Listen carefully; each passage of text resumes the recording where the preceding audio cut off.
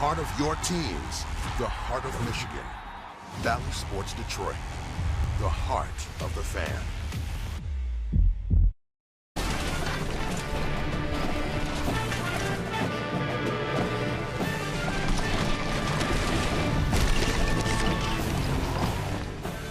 Every high school football player in the great state of Michigan wants to be here at Ford Field in uniform, playing for a state championship on Thanksgiving weekend. In Division 8, it only comes to a select few.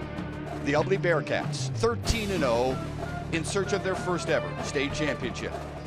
Whiteford won it all in 2017. They too are undefeated in 13 tries. They look for a second championship in their school's history.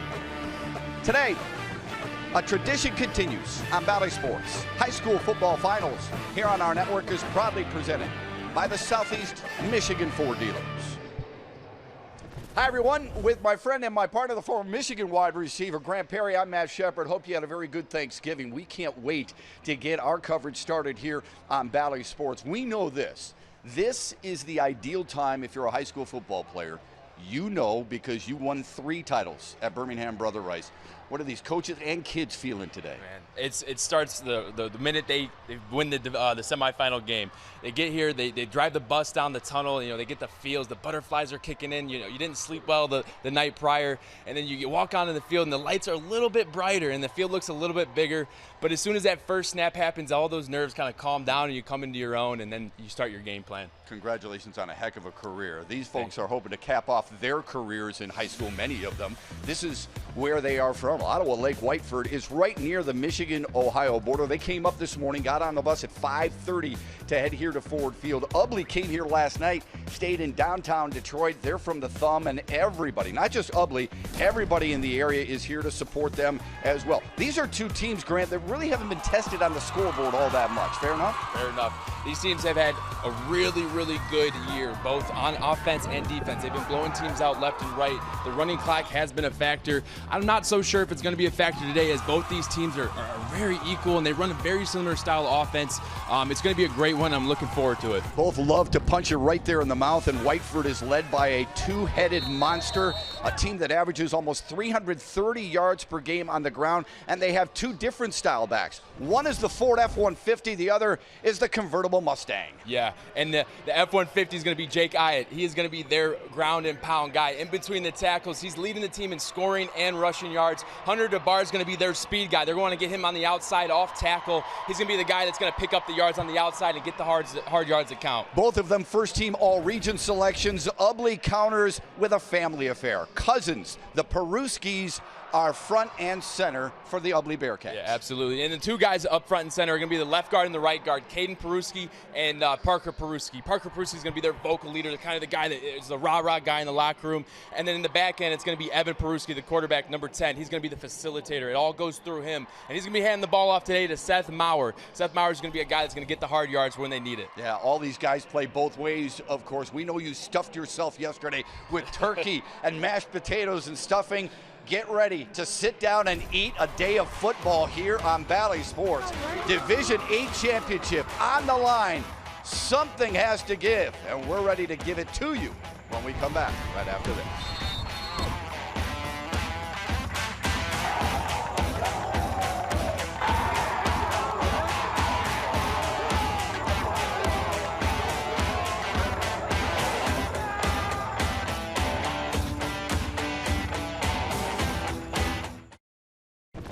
The pressure ain't on us, guys. We've had a great year. So we just got to go out and play our game. Go out, play our game, be physical, and take care of business. Does anybody have any questions about what we're doing? No, sir. First play of the game is going to be a what? 145 J. Because that's what we want to do. Run out our fakes. Seth, that guy's a good end, but you're a damn good blocker. So J block him. Mitchell and Chris, create space. Create space. That's the biggest thing, guys. This is the biggest game of your lives. I'm not going to BS you. It's the biggest game of your lives. The biggest stage. But I'll tell you what, if we go out there and play ugly football, things will take care of themselves. Bring it in here, let's go. Right. Ubly here for the third time in their school's history, but looking for their first ever state championship. And trying to do it against Whiteford, who is here for the third time. But the first time, Grant Perry, they have ever played one another, and yet very similar styles, right? Yeah, absolutely. They're going to be running like a wing T, a power T formation. It's one of the oldest formations in football offensively. It was founded by Walter Camp back in the late 1800s, and it's made its way through to the Midwest of high school football. So you heard from Eric Sweeney. That is Todd Teakin in his first season as the head coach there at Whiteford, a team that blew out Everest in the semis, did the same to White Pigeon in the regionals, and Gabriel Richard in the districts as well. And his team and the entire community, just like on the other side of the field, Ubly, are ready to celebrate what they hope will be a state championship. Evan Peruski and Mark Heilig are back deep for Ubly. Hunter DeBar will kick it away for Whiteford. Both teams 13-0. Ottawa Lake Whiteford in the blue, ranked number 1 in the division. Ubly in the white, orange, and black, ranked number 2 in Division 8.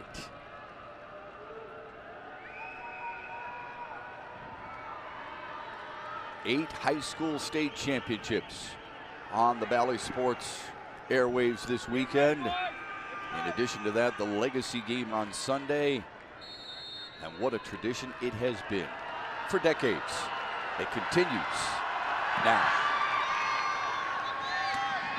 Fielded by an up man past the 35 and wrestled down Aiden McCoyak at the 40-yard line.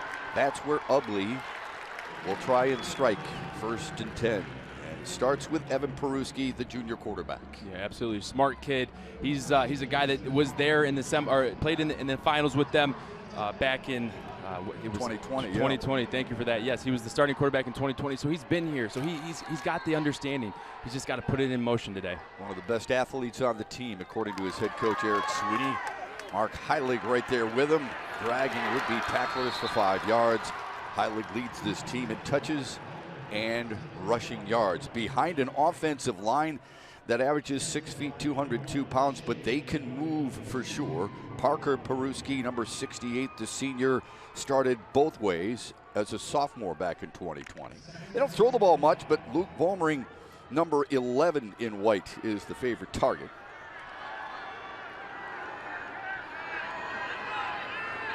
Second down and 5. Peruski on a keeper.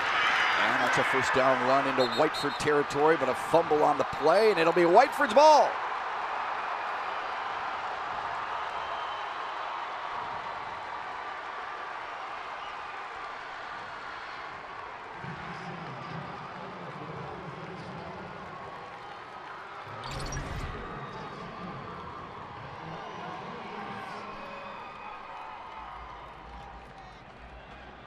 Knocked loose and then recovered by Trent Ulrich, number 57.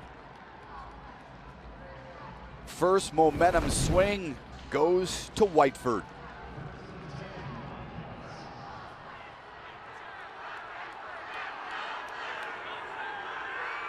Shea Ruddy, the quarterback.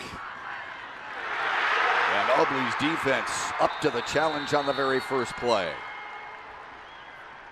Yeah, that fumble they just had, there's a technique that they have with these misdirections and this deception type of offense. They're going to layer the ball. They're going to put 2 forearms on top of each other. Now that is for offensively. That's to help kind of hide the ball so you don't know who has it. But there is some downfalls to that, as you just saw. He fumbled. It's not the most secure type of way to take a handoff. And tackling the football so important for Whiteford. They will try and muscle with Drew Nags, but he's going the other way. Nags, the junior, wrestled down by Chris Oswald. Shea Ruddy is the first 4-year starter in Whiteford's history. Over a 4-point grade point average as well. A school record 45th start here today for number 1 in blue. 3rd and long, and he will throw. All kinds of time, and a man wide open. 1st down and more. Colby Mazarin, the leading receiver, hauls in a 1st down grab to keep Whiteford on the field.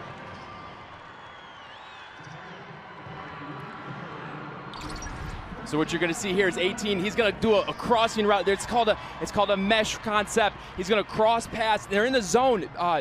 Ubly's in the zone. He just 23 loses his man. Aiden Koviak loses his man, and he catches it there. Great find by Shea Ruddy. A pickup of 23, and now Whiteford goes back to the ground, and Hunter DeBar has no room to go because of the front 4 by Ubly. They are really getting some good penetration. Here's that front 5 for Whiteford. They average 6'1", 190. Jack Iott is the twin brother of Jake, the running back.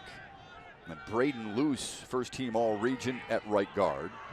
Mazarin, we told you, the leading receiver on this team. And Shea Ruddy's brother Ryan is one of his favorite targets too. 2nd down and long, and a toss sweep to DeBar. Trying to get the edge. He's got it, and touchdown Whiteford.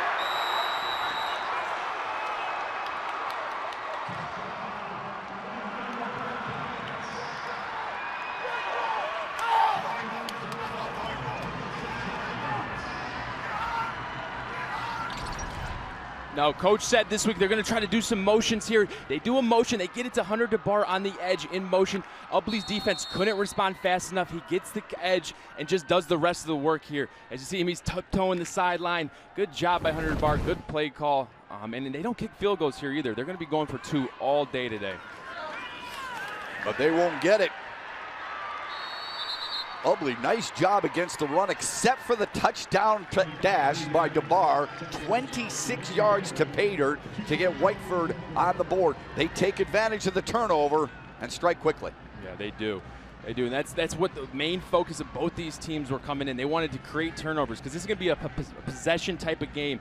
They're going to hold the ball and hold the clock here. So what you're going to have here is this guy's going to come in motion. The defense isn't going to adjust fast enough. These linemen are going to block down and try to seal the edge. As he gets to the edge, great blocking out there by Drew, number 45, and Hunter DeBar does the rest. And a nice block by Jake Iott. We talk about him being able to run the football, but 26 in blue really did a nice job of sealing that edge, didn't he? Yep, and that's the thing about these offenses. You have to be unselfish. That's one of the key characteristics of these offenses. You got to be willing to block. You got to get your hands dirty. It's a you do this, and then I'll do this, and then you'll get the ball back later. So it's a kind of give and go offense. You know, you make a good block and you get rewarded. So look for Jake to get some carries after that block there. Remember, the key play on that drive may have been the 1st down, 3rd and long, where they put it up in the air for the only time on that 5-play drive. It was a connection to Colby Mazarin for 23, and then capped off by Hunter DeBar's 26-yard touchdown sprint. To receive near the DeBar now gets to kick it away.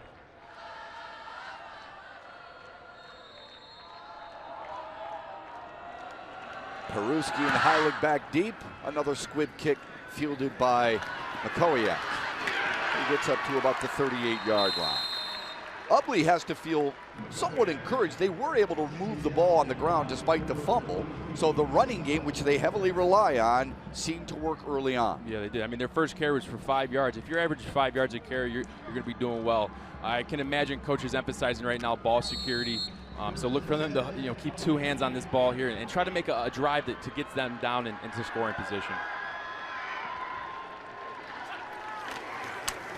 Mark Heilig found a crease, wrapped up after a gain of about 3. Here's the defensive starters for Whiteford. Seamus Waterford, a 1st team All-Region selection, along with Owen Nags up front. Iott set the school record with 189 tackles this year. That broke the record set by Joe Butts back in 1986 with 172. And Ryan Ruddy, the safety, 12 tackles against Everest last week and a team-high 4 picks. Number 2 in blue. Watch for him in case Ubly is forced to throw. On the ground again. Minimal gain for Seth Maurer.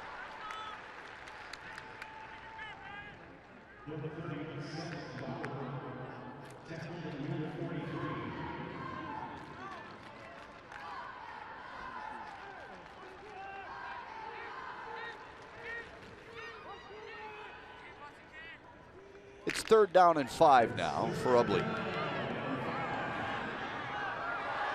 Out of the Greater Thumb Conference East, 13-0 on the year. A keeper by Peruski. Whiteford sniffed it out, dropped him at the 45.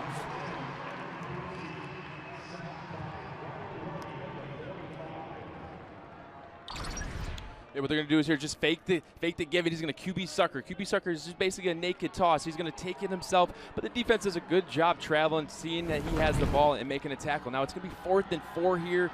This is a dangerous territory. Needs a big Ubly needs a big conversion here to keep these drive moving. Two brothers, Ryan Ruddy and Shea Ruddy, combining on that tackle, and a 4th down timeout for Ubly. Big call here for Eric Sweeney, and for good reason. He's at his own 45. He's down 6-0 to Whiteford here on Bally Sports.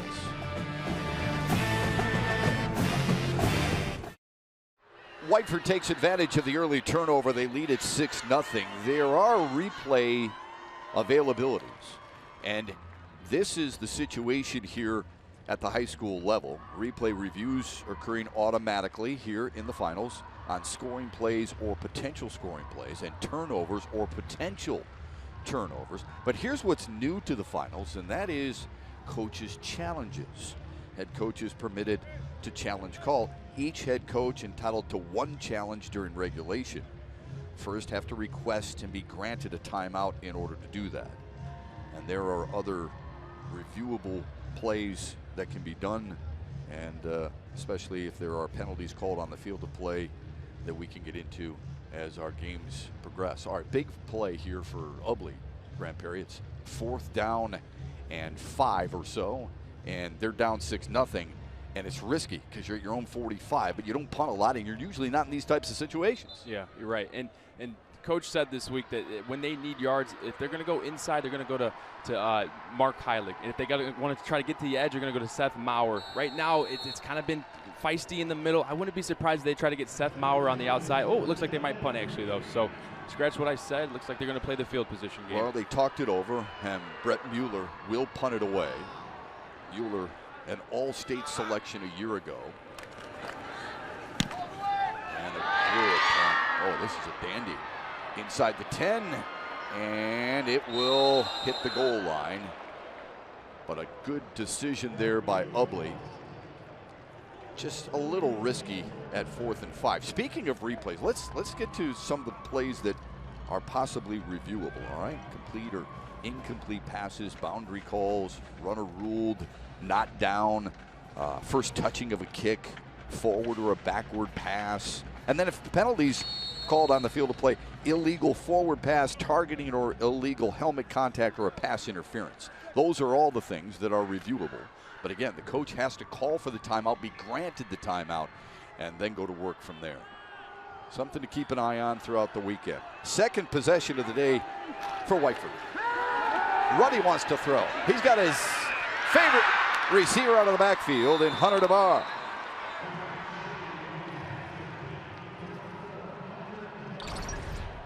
Yep, so they're going to come out. They're breaking tendencies. They said, hey, you think we're going to run? We're going to throw the ball here. He gets Hunter DeBar right past Evan Peruski and catches a nice flag route, which is just a corner route.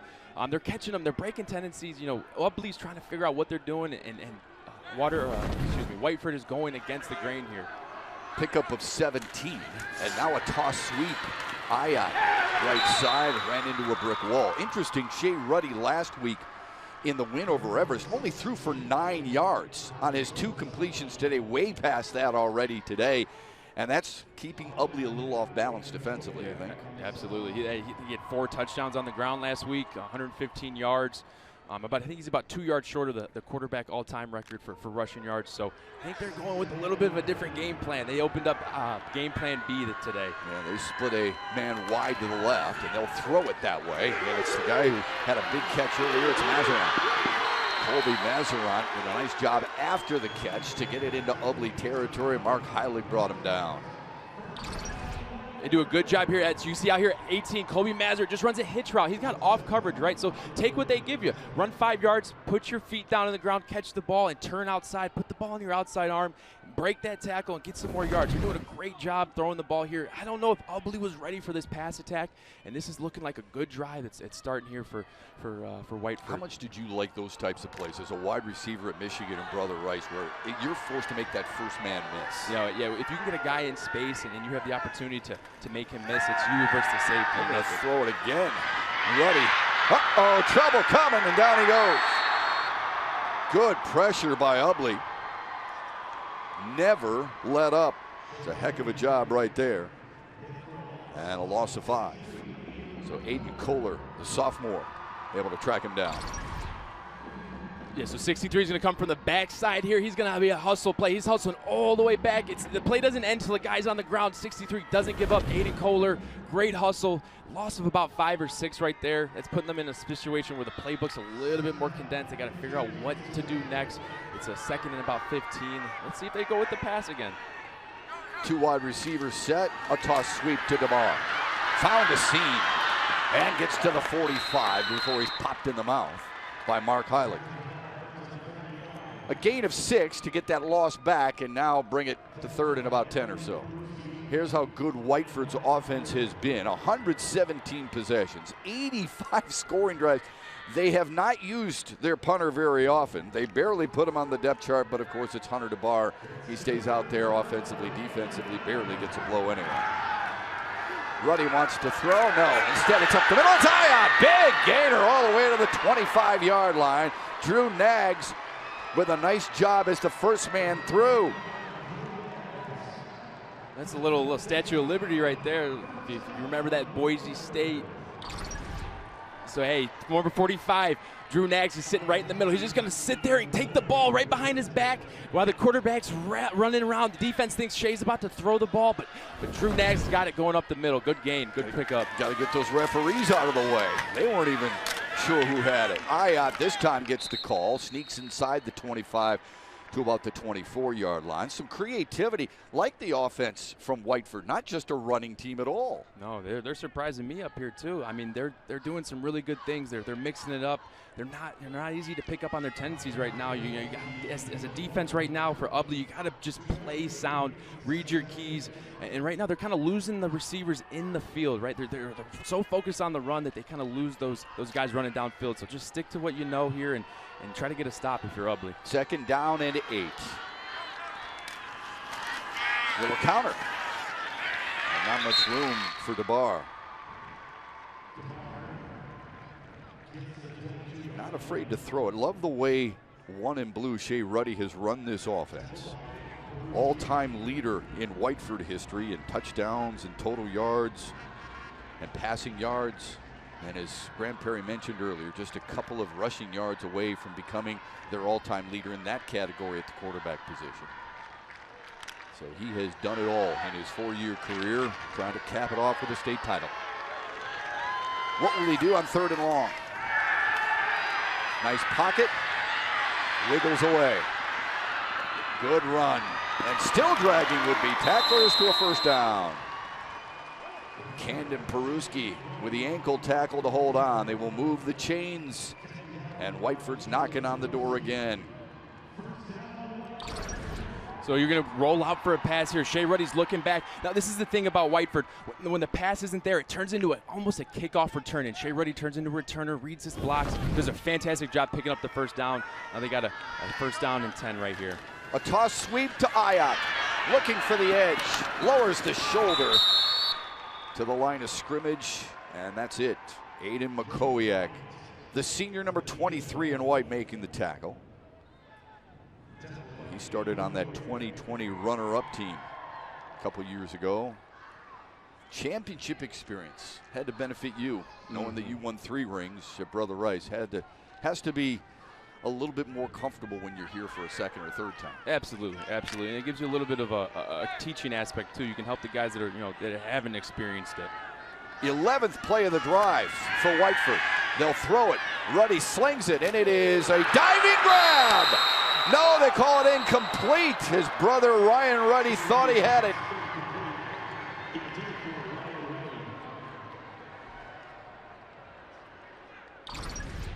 Let's check it out. Let's see if he has it. He's going to come. The ball's coming to Ryan Ruddy, Shea's brother.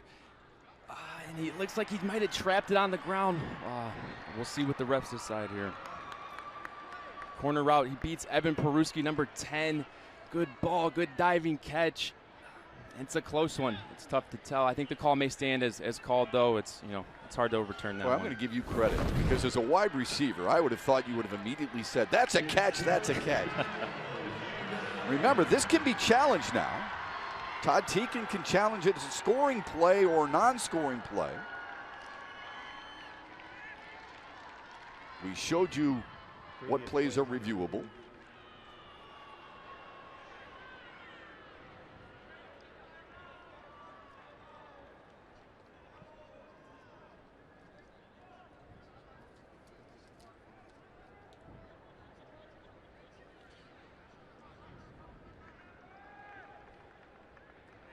With the head referee putting the headset on, it sure looks like a challenge. But remember, it's a potential scoring play, so it's automatically reviewed. So you don't have to have Todd Teakin challenge it and be granted and then taken a timeout. Another look at it. Good shot from our camera vantage point. What do you think, Matt? What's your call on this one? I don't think there's enough to overturn the incomplete call. How about you? After further review, the previous play, the call stands. Third.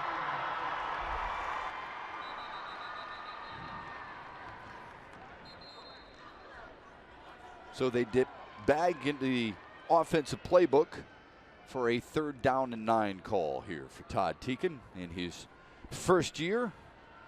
Gives a lot of credit to his offensive line. He said, "My offensive line's been incredible. They get off the ball, they got low pad level, and they're the big reason we are as successful on the ground and through the air." And they've been pretty good so far in both today.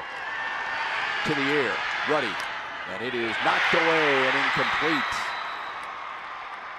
Well, decision time here, Grant. They don't kick, okay? Yeah. There is no field goals. They have not attempted a field goal all season long, so they're not going to change here. They're going to go for it on 4th down and 9. And they went for it right there. I thought maybe they tried to, pick up a couple yards there and then attempt, the deep shot, on 4th down. But fourth and about 8-9 here. Let's see what they go with.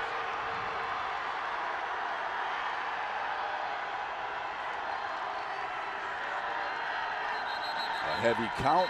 Ubly with good discipline. And a timeout for Whiteford. A big 4th down and 9 call. With Whiteford up 6 and hoping for more on Bally Sports after this.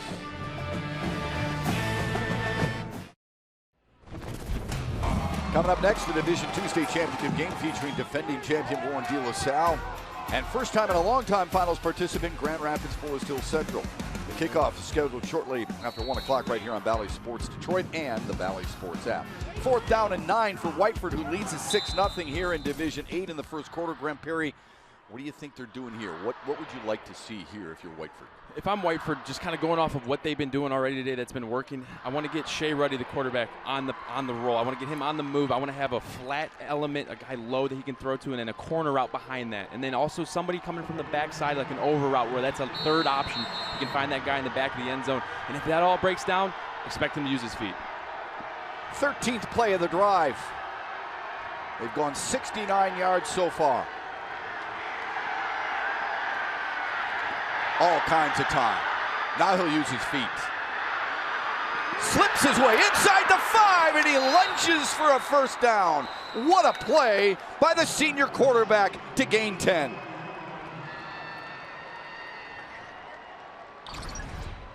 So there's going to be a drop back pass. They like this levels concept, the mesh concept. So they're going to have 2 guys running across, but Shea doesn't see anything. He just makes it happen. Watch this juke here. Woo-whoop. Boom, makes that guy fall. That's Seth Maurer, and he gets it to the 1-yard line. Shea Ruddy is going to be the difference today for them on these crucial 4th down and longs, 3rd down and longs.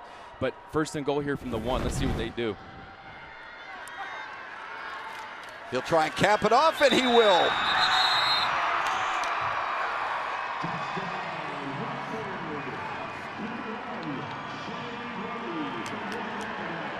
That's a playmaker right there, man.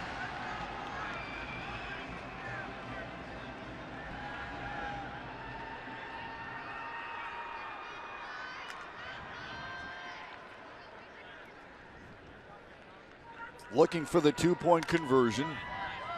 Watch 26 in blue. He's the school leader in two-point conversions. All-time school leader as well.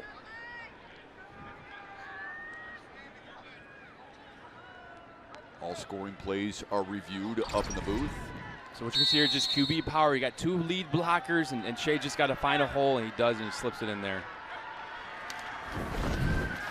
To Ayat, but he won't get there.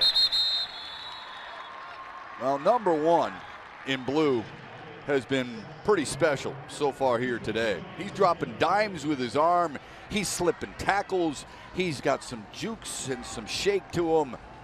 I'll tell you what, Shea Ruddy using all 4 years of his starting ability and putting it on display here today. Absolutely. And I kind of came into this game and kind of expecting it. Just looking at his resume, from freshman year, 4-year starter, he went 5-3 freshman year. Sophomore year, 5-5. Junior year, 11-2. Senior year, they're 13-0, looking to finally take that next step. So Shea has a lot of experience. He's been there, he's seen it before, and he's going to put it on his shoulders today. He really settles everybody down. When you got a guy with that many snaps under his belt and that many wins, it really helps a huddle and a sideline, doesn't it? Absolutely. And the coaches, talking to the coaches this week, they mentioned that it's like having another coach on the field, right? It's someone that can lead the guys when they can't necessarily make the right adjustments, or it's, hey, you go line over there, we got to get this snap underway, paying attention to the play clock. It's the little things that the veteran status helps you with. And when guys are in that huddle and it's a 4th down call, you want to have that calming effect as a leader, barking out whatever the next play is. Absolutely. When you go into that huddle and that important down, you look in your QB's eyes. If he's looking like he's determined, it makes everyone else feel better and it helps the execution. This will be a big possession perhaps for Ubly. Remember, Ubly punted last possession, forcing Whiteford to travel basically the length of the field. The punt did go into the end zone, but they ended up having to travel a pretty long distance there to get their second touchdown. Evan Peruski, Mark Heilig back deep. Hunter Gabar will kick it away. Heilig from the 11. Good run past the 35 to the 36.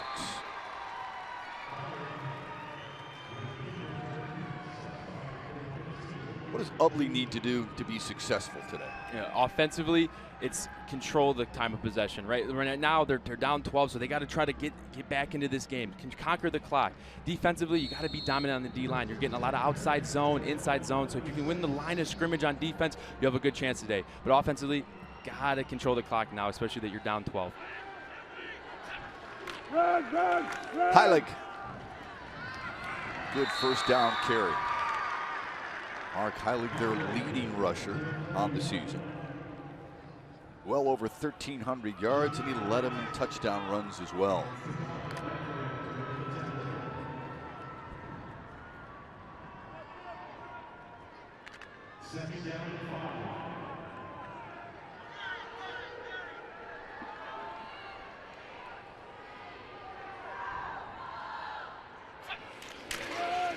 Again, left side, and backpedals his way close to the 45-yard line. Mark Heilig is one of those typical farm boys in the Ubly area who loves to fish and hunt. Hunting season upon us, and this is what he bagged not too long ago. Not bad, huh? Yeah, it's not bad at all. He gets after it. Yeah, he does. On and off the field. I love it. I love the attitude. They've got chores to do, and they do them. They bale hay, they work hard, and they play hard, too.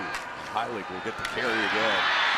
All the way to midfield. That's the first down of the game for Ubly. And it comes with 24 seconds left in the opening quarter. You're going to get Parker Peruski pulling the vocal leader on the offensive line. He's just lowering the shoulder, and Mark Heilig's just doing the rest of the work, good pickup. Way to make it a first down. Now they're getting into Whiteford's territory here. I'd like to see him kind of keep it going, you know, stick with what's going well with them and put a good drive here together. Should be the final play of the opening quarter. They keep feeding it. Maurer this time. Down to the 45. Good chunk play on first down, making things a little bit more manageable. But Ubly's turnover early led to Whiteford's first score. And then Whiteford able to drive it close to 80 yards for a second score. They're up 12-0. Plenty of football left to be played in the Division 8 state championship on Bally Sports. Come on back on a Friday morning.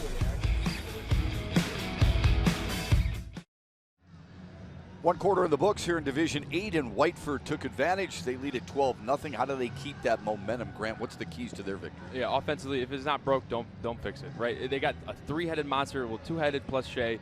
You know, keep feeding Jake Ayatt, keep feeding Hunter DeBar. It's working early here on, and it's going to work often. So keep doing that. Stick to that game plan. Defensively, make them sweat on third down. They already made him punt once on fourth and about 4 or 5. So keep living in that world. I think the more that they get, if Whiteford gets up on the points, the more that they're going to have to go for a fourth down. Ubly with their deepest penetration into Whiteford territory on the day. Evan Peruski, the junior quarterback. Over 1,100 yards on the ground himself.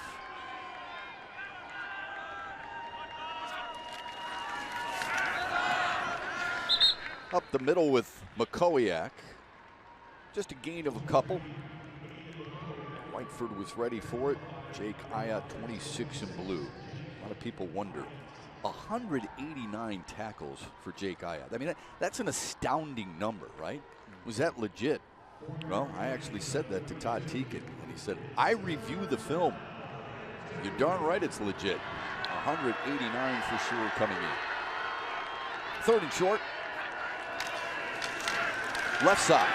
That's a first down carry for Highland.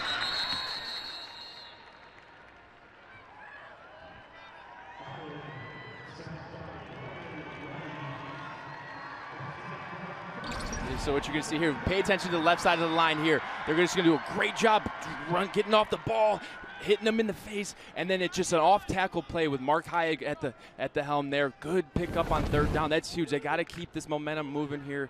They got to keep the drive going to keep them in this game. Yeah, this is who they are right now. What we're seeing on this drive. Ubly loves to be physical. Maurer, right side. That's exactly what we're talking about. Dragging tacklers to the 30-yard line. Let's pay attention to the right side. They're going to block down here, and it's going to be a huge hole, and it's going to be a great. You want your guys on one-on-one with the secondary. So it's Seth Maurer on Hunter DeBar. That's the matchup you want in the run game. Do a great job of a run there to pick up a big chunk on second down. They got to be good on second down to help them on third and fourth here. Yeah, you don't want to get behind the sticks, that's for certain.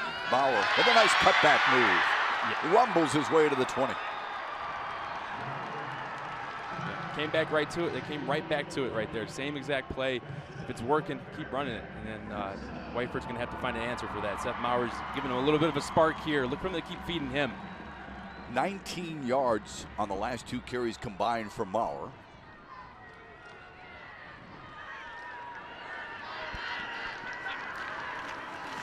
Why not? Look at him lower the shoulder. Physical, tough kid inside the 15 of Whiteford. And I will give credit there to Whiteford. Hunter DeBar is making some touchdown-saving tackles right now. Those tackles are one-on-one in the hole, and when that guy's running full speed at you with the ball, sometimes it's a hard tackle. You know, you miss it or you wrong arm it. But Hunter DeBar's sticking his face in there and giving them a little bit of life here to try to get a stop. Following his cousin Parker Peruski, the right guard, and Logan Volmering, the right tackle. A lot on this drive. Second down and 5. This time they try the left side. Heilig inside the 10, down to close about the 8-yard line or so. A gain of 7. Well, we've seen 9, 10, 7. Those are good running plays, especially when it's first down or second down and short. Absolutely. It does tremendous things for your coaches. It gives them the ability to kind of open up the playbook, run some things that they think can work in those short yardage situations. Mark Heilig and Seth Maurer doing a great job on this drive. 11th play of the drive coming here for Evan Peruski in the Ubly offense. Maurer. Hog-tied from behind, a no-gainer. Good job there by the Whiteford defense. Looked like Maurer missed a little bit of a hole inside, tried to bounce it. These plays, these off-tackle plays, when you got 2 lead blockers, you want to try to follow your blockers and cut off them. If Maurer, I think, stuck his foot in there, he would have got a few more yards, but good job by Whiteford. I'm excited to see what they do defensively to kind of mix this up, kind of stop this attack game off the tackles.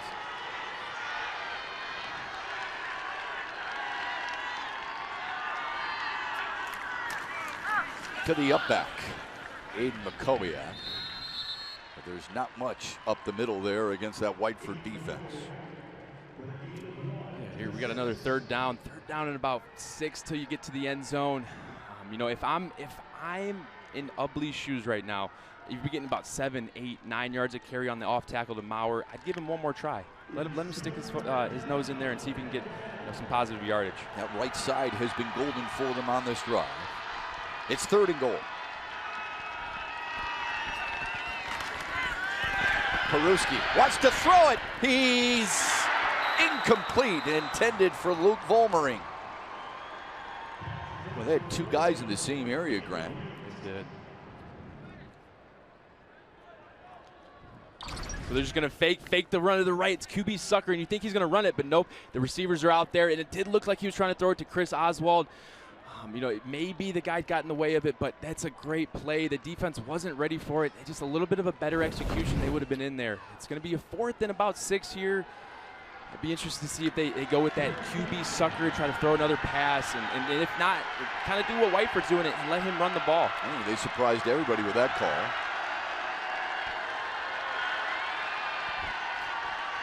Peruski rolls again, stops, wanting to throw it back, using his quickness, and then popped inside the 5, right around the 4-3-yard line, and down he goes. Braden Luce came over, made the tackle to prevent Evan Peruski from finding the end zone. They turn it over on downs. So here, pay attention to number 11. He's coming right here. He's gonna try to sneak out. The QB's gonna roll left, thinking that it's run. Defense all shifts left. He's gonna roll back. He tried to throw the throwback, but the defense does a great job. Kobe Mazarant was all over it. Had nothing left on the bone there. Evan Peruski tried to make something happen, but just the pursuit was there, and it's a good hit, good tackle, and Whiteford is doing the right things right now. Turned away, and now Whiteford will take over inside their own 5-yard line.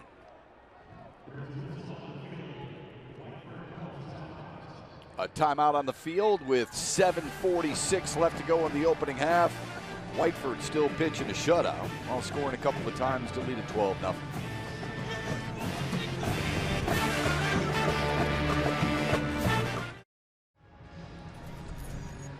Stay with us tonight on Bally Sports Detroit as the Pistons and Red Wings battle the state of Arizona. First up, the Wings host the Coyotes with coverage from Little Caesars Arena beginning at 7:30 on Bally Sports Detroit. Then starting at 8:30, the Pistons will battle the Phoenix Suns out west. You can find that game on Bally Sports Detroit Extra, and as always, both streaming on the Bally Sports app. Football, basketball, and hockey, all on our airwaves here on this busy Friday. Whiteford's been busy. They're up 12-0, trying to get out of the shadows of their own goal line. They give it to Brandon Nags with not much doing because of Aiden McCowiak up front.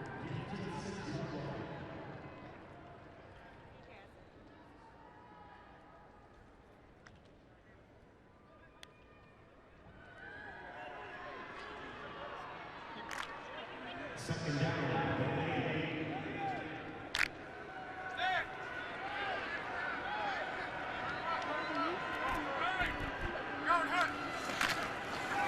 Give to the up back again. Ubly was ready for it. This time it was Drew Nags. Going up front Ubly doing a nice job getting low. That clears the way for the linebackers. 64 White, Camden Peruski, and 23 White, Aiden McCoyak, who came into the game today tied for the team lead in tackles, each one of them with 121. You don't say that very often. It's a good duo right there. Yeah. 242 tackles between two guys in the middle of that defense. And understanding, as we mentioned at the outset of the broadcast, a lot of these guys are not playing deep into games because they're blowing teams out on a regular basis. Ruddy wants to throw. Does so on the run, and it is intercepted by his counterpart, the quarterback, Evan Peruski. What a play!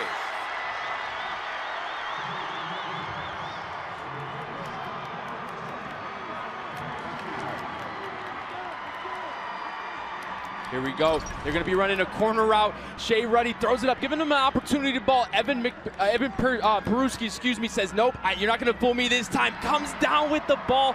One-handed interception while falling on his back.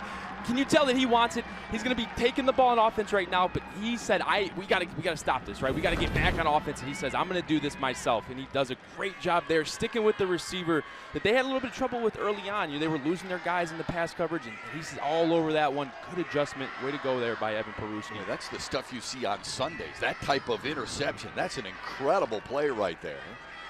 Who says quarterbacks can only throw it and run it? This kid can also intercept it. Now, of course, that's a potential or a turnover, so it's reviewed. Goes up, high points it. One arm comes down with it. You can't see the ball from that angle, but from this angle, if they called it an interception, which they did, I think it's going to be hard to turn it back over. It stands, you're right. Peruski leads this team in interceptions. That was a big one right there to get it right back to his offense. Listen to the popping of the pads as Heilig tried the left side. This is physical football right here. It's not a contact sport, it's a collision sport. Listen to this.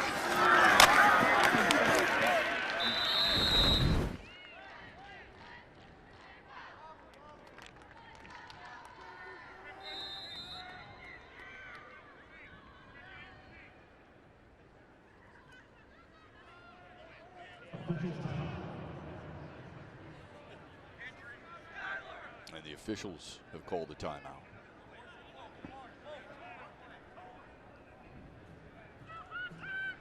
Well, you see right there in the middle, you see two blue. That is Ryan Ruddy. And he just was in on that last tackle. You heard it with our microphones down there on the field. His coach says, reckless abandon. Just drives right through the ball carrier every single time. You almost have to reel him in at times, and you can tell why after that last collision, making it a second down at 8.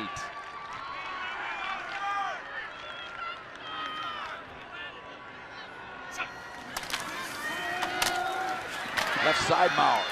Lowered the shoulder, got inside the 25 to the 24 to bring up third down.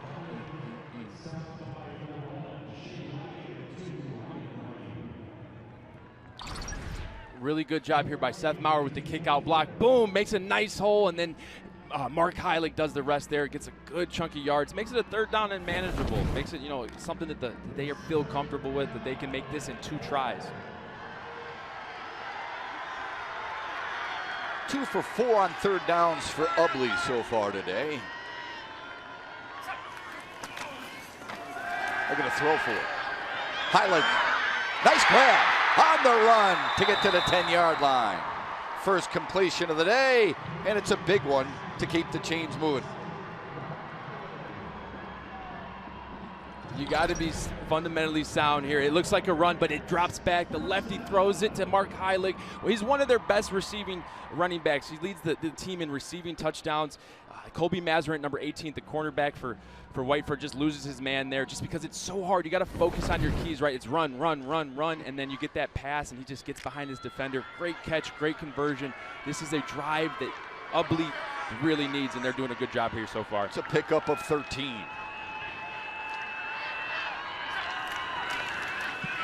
Mauer, good cutback. Lowers the shoulder. Close to another first down. Another look at it. The one-on-one in the hole there. Hunter DeBar had Mauer, and Mauer got the best of him that one. We'll take a look at it here. It's just going to be a half-back off tackle, 2 hands on the ball. We're not fumbling this time. Cuts it inside. Good reading the block, breaks the arm tackle, and then he goes head-to-head with Shea Ruddy right there. Shea does bring him down. It's a good tackle there to keep the drive alive, but really good run there. Looking for him to see if they can put it in here. Who picked up 9 at 2nd down and short. Heilig, touchdown, Ubly, they're on the board.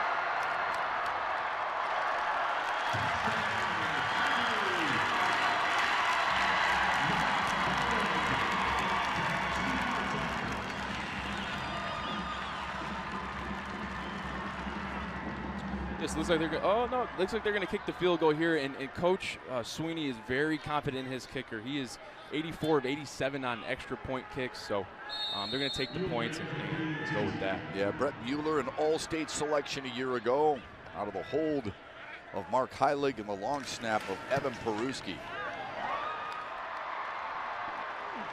But he missed it. Just his 4th extra point miss of the season, but Ubly's on the board. They've cut the lead in half. It is 12-6 after the interception by Peruski, the give to Heilig. Now, a message from your Southeast Michigan Ford dealers.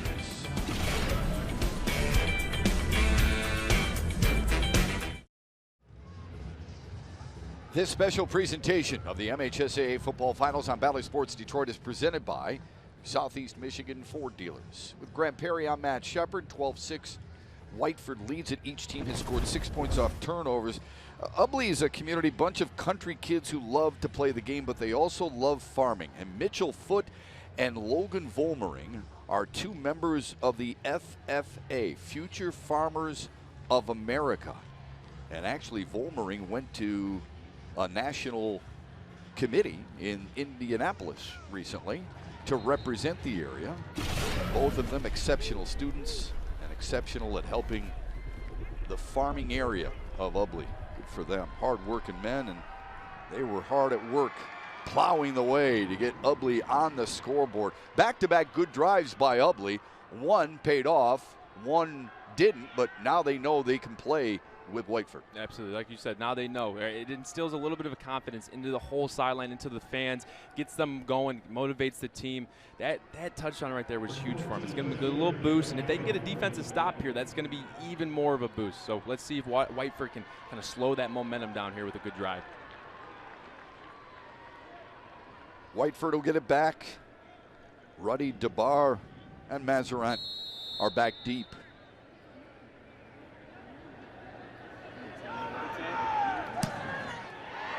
Good kick. That was the strength of that leg. How about that?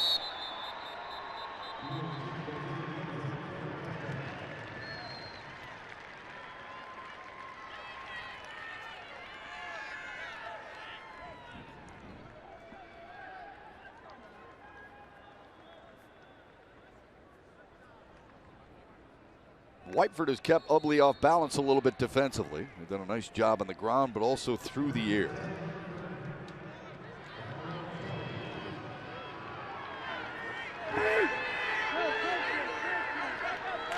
Ruddy with a give.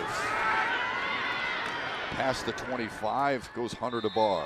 All region running back and all conference. Neither one of these teams is used to playing close games. Ubly's average margin of victory, 42 points. And for Whiteford, it's about 5 touchdowns. You're going to find yourself today. You're going to find who you really are in these tight situations. It's going to come down to who wants it most and who can execute. Ryan Ruddy past the 30 to the 31-yard line.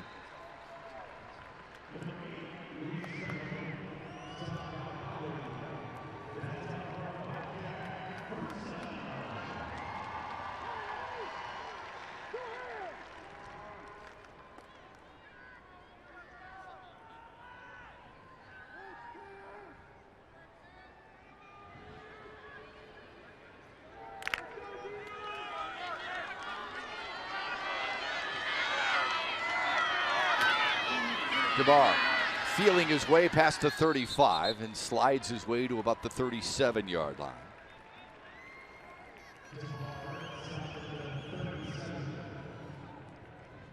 It's not like it's been great weather to work out in for these teams as they prep for this championship game. So Whiteford was able, remember we told you they're right there on the Michigan-Ohio border. So they were able to practice indoors at the University of Toledo. And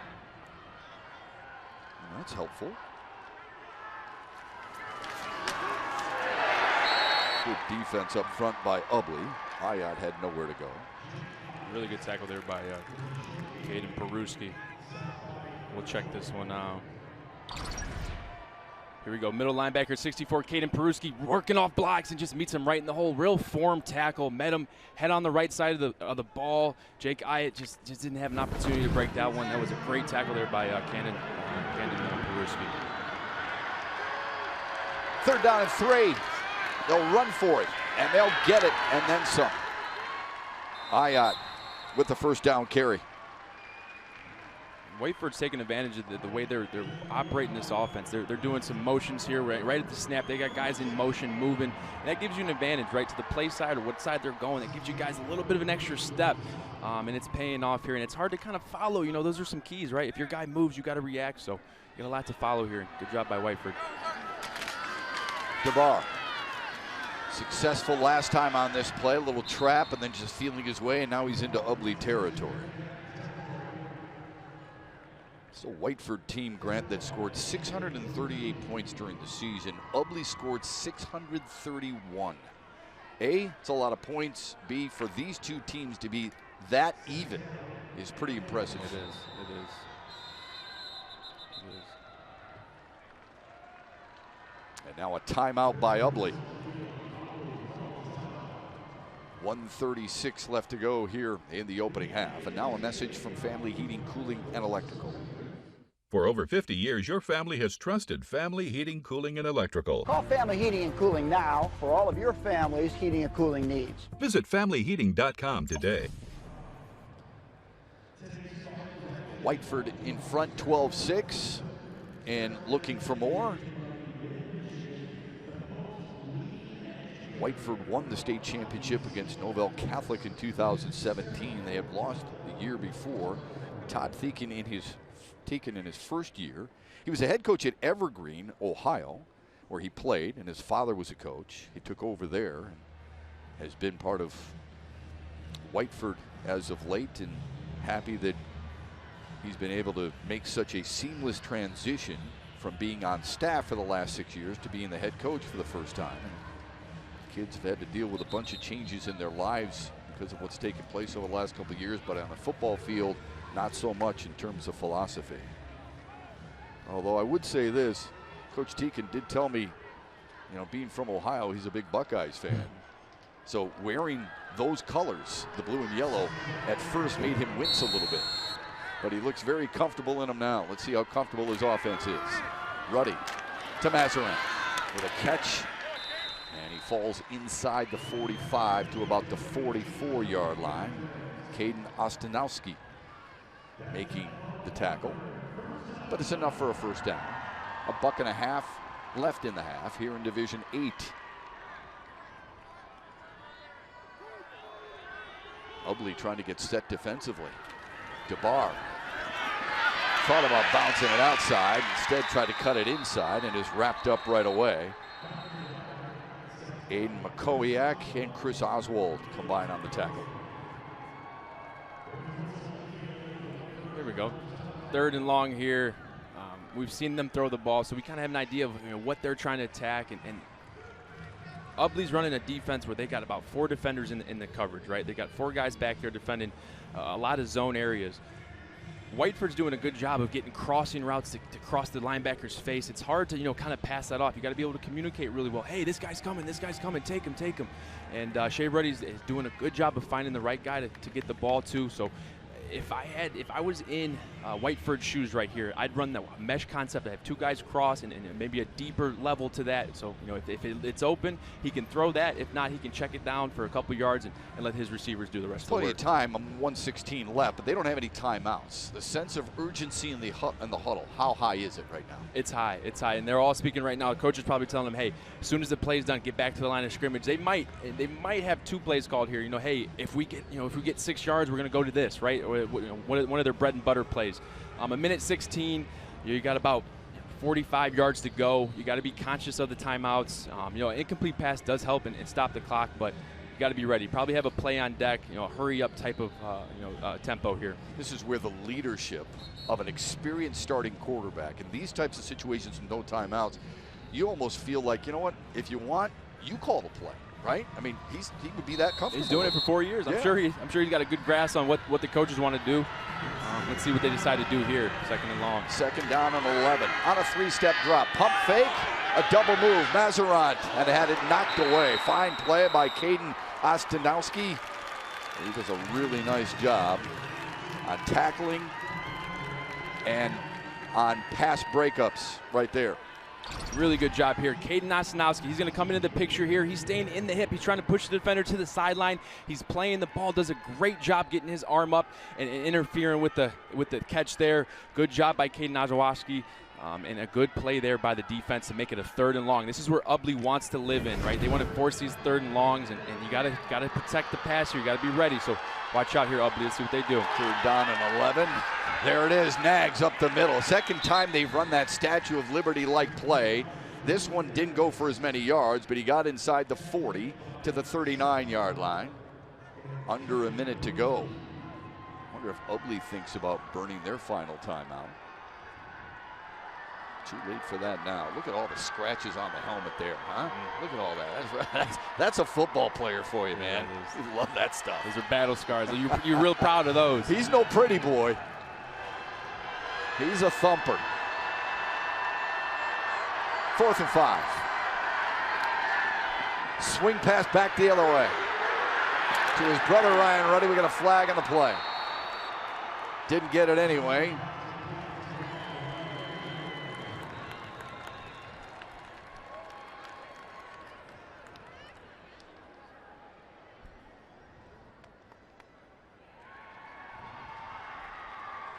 Joseph Strong, our referee. This is an experienced crew. They do a wonderful job all season long to earn the right to be referees and linesmen and umpires and judges here on a championship football Friday. We have a block in the back on Whiteford, number 72. Penalty is declined. Ubly, 1st down. All right, Grant, what can Ubly do here with 25 ticks and 1 timeout left? I'd advise them to be careful. Take a safe shot here if you got one in your bag. And they're splitting out here, so I gotta guess that they're gonna choose something in the air. But be smart, end of the day. Peruski on the run. Has a lane. Weaving his way, breaking tackles, and smartly runs out of bounds with 18 seconds remaining. Good job there. That might have been a scheme where they spread guys out. So they're going to spread guys out, and Caden's just going to run an off tackle. But look how much hole there is, right? Great vision, great cutback. But here's where the experience comes into play. Getting out of bounds, understanding the situation, and having a heads up, conscious about that. So they got another play here. Essentially, it was a timeout by going out of bounds. So they're going to try to make something happen here. That was a great first play. You saw that pancake block by Parker Peruski, his cousin. Rolls the pocket, looks to throw. Running out of room. Downfield and intercepted. It's picked off by Shea Ruddy. So each quarterback has been intercepted by the other quarterback so far here today.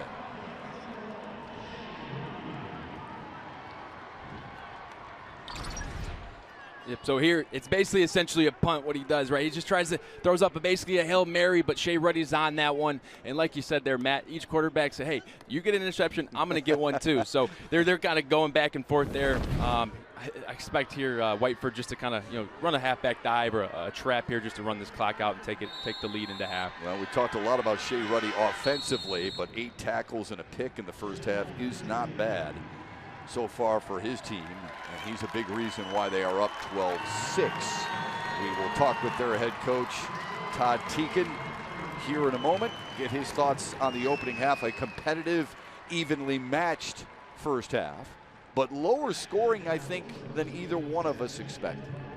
Yep, absolutely. I think the defenses have been playing well. They've been challenged. They've been in the red zone numerous times, and both of them are coming up with some good stops and a little bit of a tendency change. Todd Teakin is with us. Coach, we appreciate it. With Grant Perry, I'm Matt Shepard. Thanks for the time. What did you like and what were your concerns in the opening half? I like the way that we started. We got after it on offense. I have a little concern that we're not able to get our inside running game going. And then, we gave up that interception there. Our defensive line is starting to get controlled a little bit up front, and we got to fix that at halftime. I think we can throw the ball a little bit on these guys more than what we thought, and we got to work on that with a couple adjustments we have to make here at halftime. Yeah, absolutely. Grant Perry here, Coach. Well, you came out throwing the ball more than we expected. What did you see, and why did you go with the passing attack here early on? Just because of the way that their defensive backs are rotating to some of our run game stuff.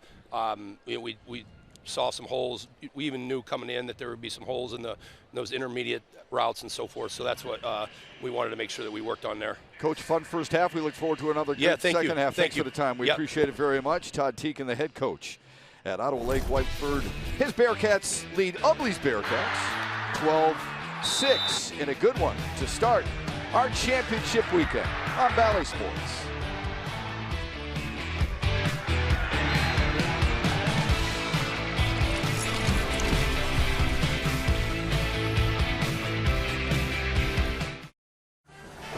Lower scoring than we originally thought. Both these teams used to having running clocks in the second half. That will not be the case here so far in the Division 8 state championship. The Bobcats of Whiteford leading at 12-6. Welcome back. We'll get to Grant Perry here in a moment. Sports at the high school level is so special, but it's really hard. It takes a lot of dedicated people. It takes a lot of people who truly care about the sport, the state, and the kids as well. We talk about coaches, we talk about players all the time, but MHSAA officials are an integral part of that, especially here in the great state of Michigan. It's not easy. You hear it from both sidelines, and you hear it from the stands as well. What's it like to be an official, especially in football? Well, our Devin Gardner and Natalie Kerwin join us to tell us how. Throughout my life, I've done football at every level. I've been an announcer, I've been an analyst, I've done everything. I've even coached little kids. But the one thing that has escaped me that I haven't been able to do is become a referee. And today, along with my partner, Natalie, I am going to learn how to be a referee. It's a dream come true. Natalie, what about you? I haven't done a single one of those things. I've been a fan my whole life. You think I can do reffing? I think you can do anything. But we'll find out. Thank you, Dev. All right. Just a moment. We'll see how it goes. I don't have to have that kind of resume to be a referee. Okay? Where's your I zipped my pocket up. I can't get it. Can't get your whistle? You want me to do it? Holding. One. Pass interference. Touchdown.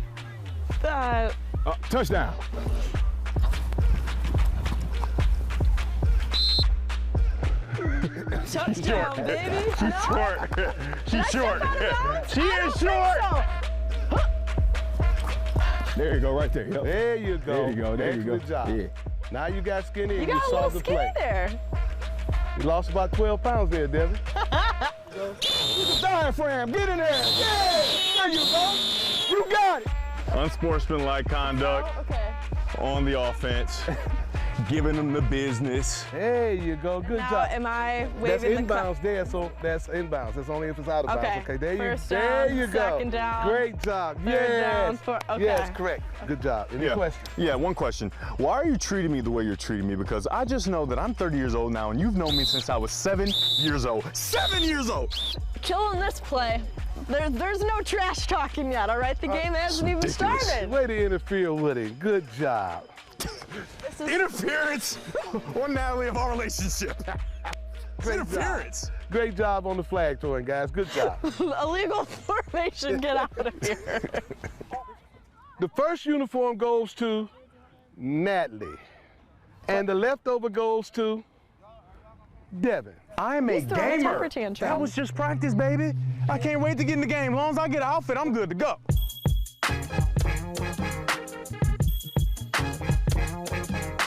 One, two, three. Let's get him out here.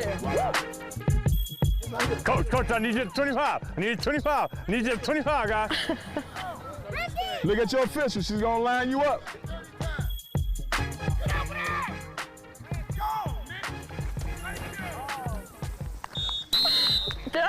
too far in.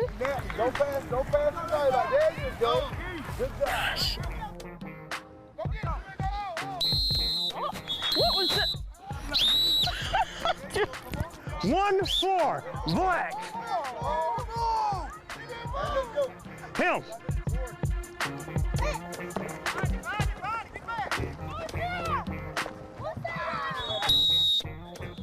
There you go. Good job, Natalie. Get the ball, Natalie. Go get it, Natalie. The ball, Natalie. What? Get the ball, Natalie.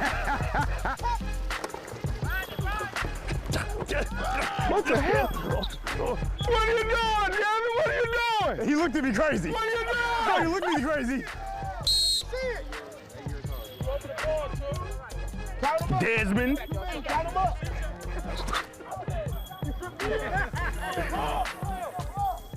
Natalie's struggling to get the ball down because she doesn't want to tell the kids to move. Excuse me. Could you guys scoot over just a little bit?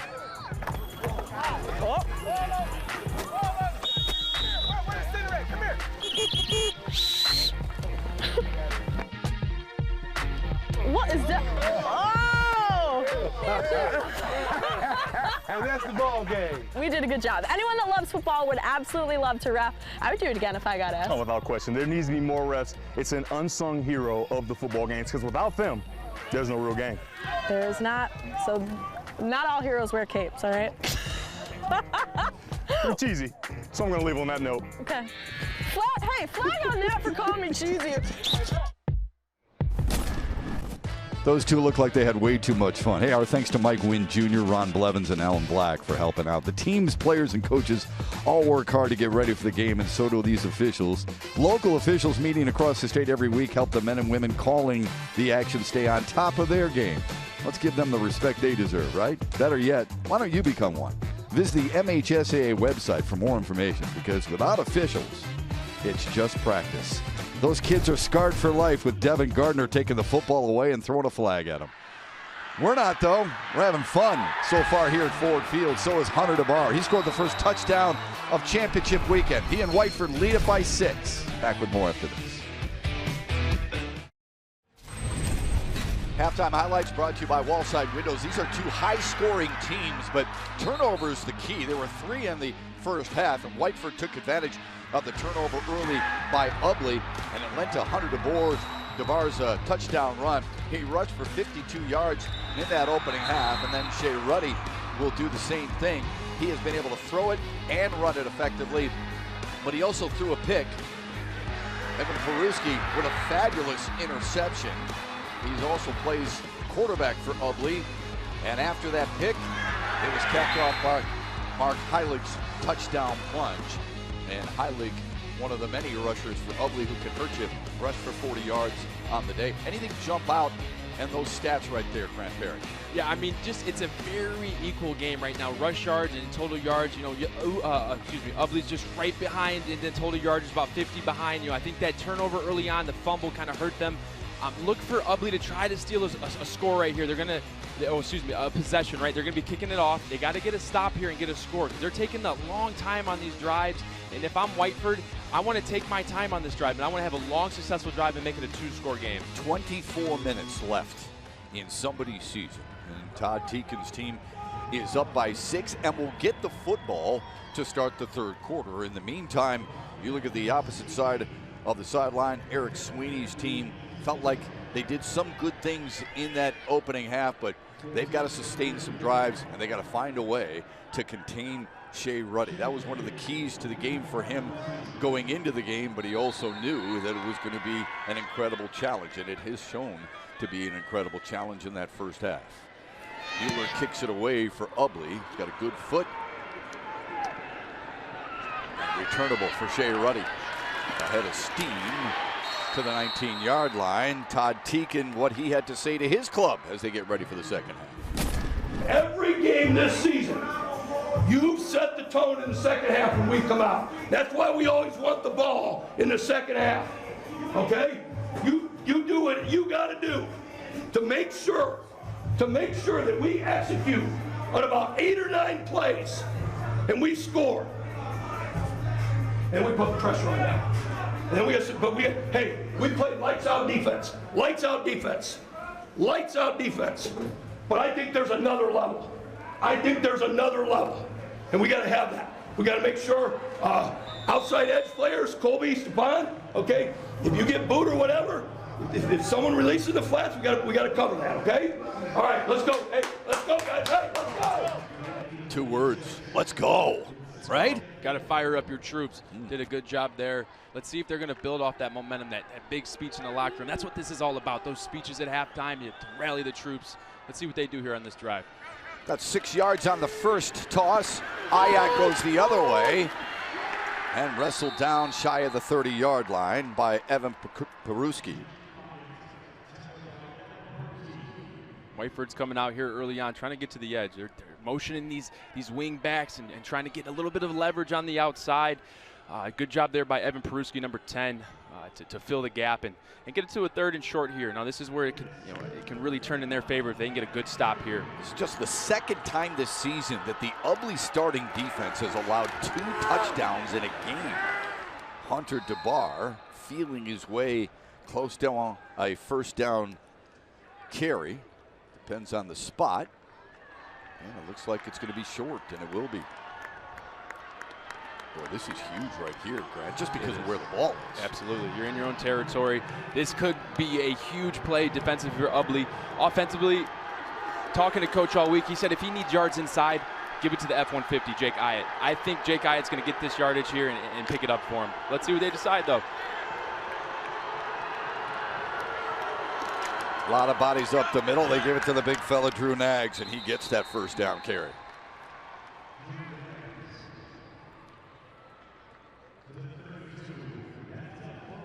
Whiteford averages 49 points per game, and it was on display throughout the championship run. They beat Everest running away with it 44-6. White Pigeon, they were beat down by double digits as well. 11th straight playoff appearance for Whiteford. A pump fake. And now Ruddy lofts it for the sideline. What a grab! Mazeron over the shoulder. Looked like Grant Perry in that play right there and into Ubly territory. Beautiful connection there. Oh, now this is a game plan type play. This is what they drew up at half. It's a hitch and go. They've been hitting the hitches, the free access throws. They draw one up here. So they said, hey, Colby Mazeron, go get us a big play here. Huge conversion. Great throw by Shea Ruddy, outside shoulder. Big pickup on that throw. Ruddy just dropped it into the bucket. Ayatt tried to stretch the defense, but Aiden McCowiak was up to the challenge and knocked him down for a loss of 1. But boy, that throw, that was a thing of beauty, wasn't it? Beauty. When you're throwing those balls, you want it to land about 2 yards from the sideline, outside shoulder, and that's a clinic. That's what we call a clinic tape right there. You show that to your kid and say, hey, this is what this is supposed to look like. It's a big-time throw in a big-time game in a big moment.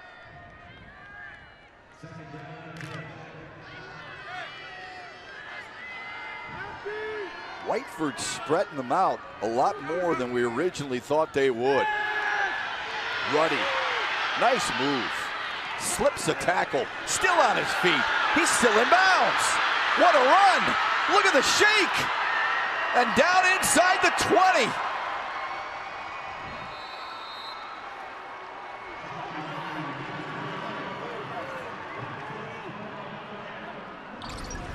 Fantastic player. He's just going to boot right. He's got one guy in cover, or one guy in the pass, but he's not there. And what we said earlier was if it doesn't look good, it turns into a kick return. And he's just going to weave and bob and look for the blocks, doing a good job. Hard man to tackle there. Good play. Turned a loss into a 22-yard gain. And then DeBar close to the 15-yard line of Ubly. Boy, those highlight reel runs can break the back of a defense. Absolutely, absolutely. It just gets so frustrating. You know, you got him right there behind the line of scrimmage, and then he just shifts right past you and does a good job. He's 5 for 9 today, 81 yards. Does have a pick, threw it to the other quarterback, Evan Peruski, but right now they're having a drive of the game right now. They're moving it really well and hitting all cylinders. 119 total yards of offense. Remember, he also has 8 tackles and an interception. They keep it on the ground to Drew Nags.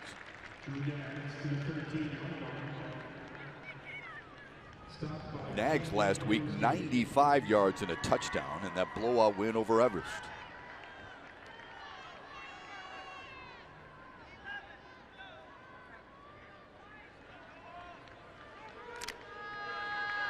Another 3rd and short here.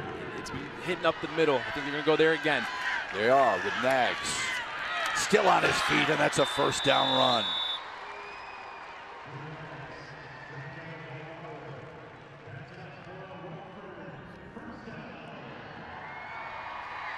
The tough thing about that is that the fullback, Drew Nags, is so low in his 3-point stance, so close to the line of scrimmage. You barely have time to see if he has the ball, and next thing you know, he's getting 2-3 yards. Good play. He looks bigger than 190. DeBar, oh, he was popped right there in the mouth. Good hit. Luke Volmery, number 11 in white, came up and drilled him with a left shoulder.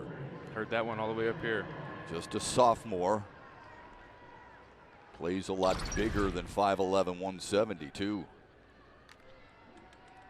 Big hit there by Luke Volmery here. Look at him doing a good job of forcing it back inside. See how he uses inside shoulder to keep contained? Does a good job there, makes a big hit. 2nd and goal for Whiteford. A toss sweep, DeBar. 2nd touchdown run of the day.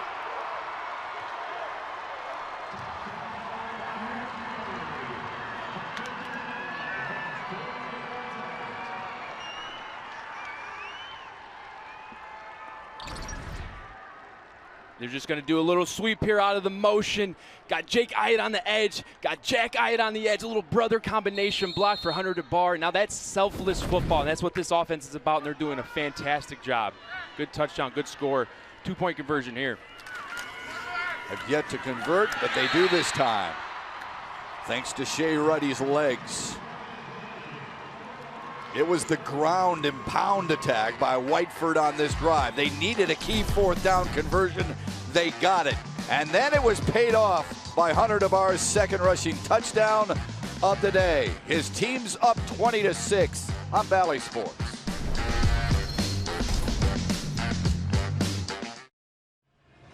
A lot to cheer about if you're in the Whiteford cheering section. They're up 20-6, and twice their team has driven 80 yards to pay dirt. This time capped off by Hunter DeBar's 4-yard touchdown run. With 3-time state champ Grant Perry, I'm Matt Shepard. Now it's starting to open up a little bit, but we haven't seen Ubly get the football yet in the 2nd half. They have to respond here, don't they? They have to. And this is what we kind of talked about earlier. Can one of these teams come back from behind with the passing attack? I think we're going to have to see a little bit more of that out of Ubly if they want to have success, right? These long drives are going to be hurting them now because they're racing the clock, and they have to 2-score lead to pick up and try to get back from. So look for them to try to change their game plan and try to get a quick score here. What do you like about Whiteford's game plan so far? Because they've seemed pretty balanced. Yeah, they do, and they're sticking to it. They're making big plays on the outside when they need it, and they're letting Hunter DeBar run the ball real well on the outside, and Shea Ruddy's just facilitating it. He's setting it up all around the field. It's fun, isn't it, so far? Oh, my goodness. It's been an absolute blast, but Ubly still has something to say for it. Let's see if they can get their 2nd scoring drive together. Down just 6 at the break, and now trailing 20-6.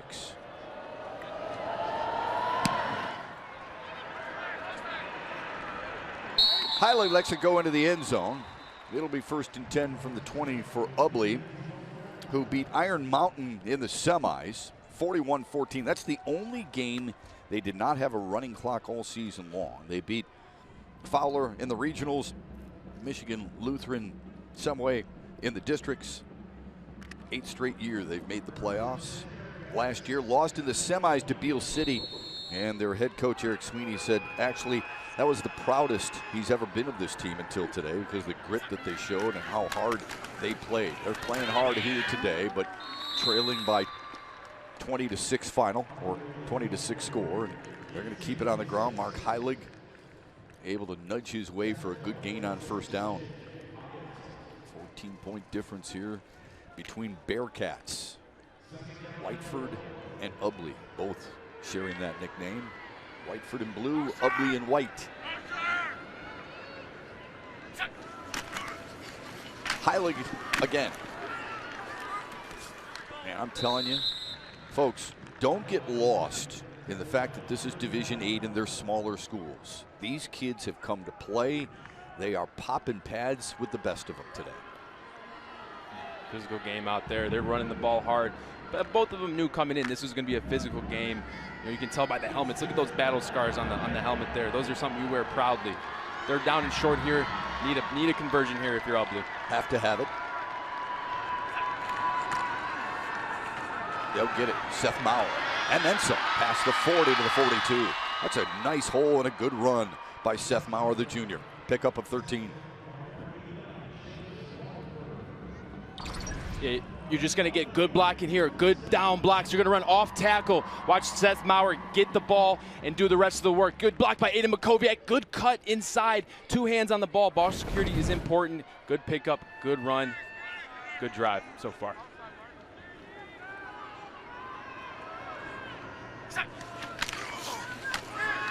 Peruski on the keeper. Nice cut. And then dragged down shy of the 45 by Ryan Ruddy.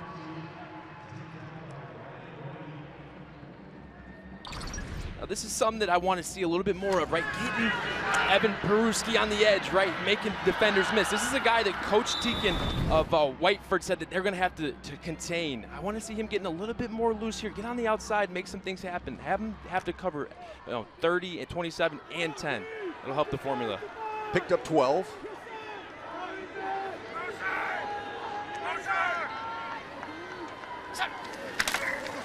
Heilig, left side. Inside the 40. Another good first down carry.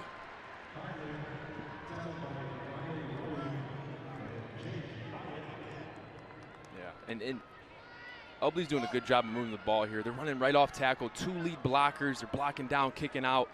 Real good job. They've been moving the ball well. They just gotta make it count. They gotta put some points on the board here.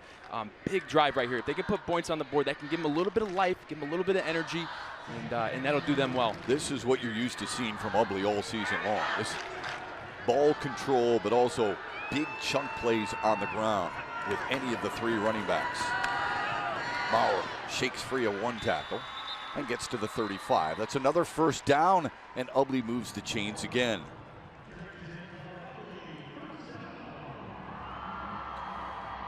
And kind of like we said, these drives are taking a while. You got to try to bust a big one here. They need a big chunk play to get them in that red zone. Try to hurry up this clock because they're racing the clock right now with being down 2 scores. You need a big chunk play here eventually. Down 14, but moving the ball effectively. Heilig broke a tackle. Stumbled his way to the 30-yard line. You got to love the way Mark Heilig runs the football. Really all of them. Him, Makowiak, Maurer, Peruski. They put their head down. They're ready for contact. They're going to sleep well tonight.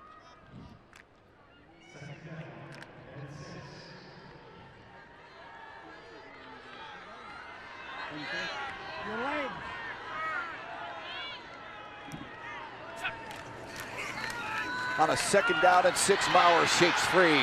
Bust loose, he's gone! Touchdown, Ubly!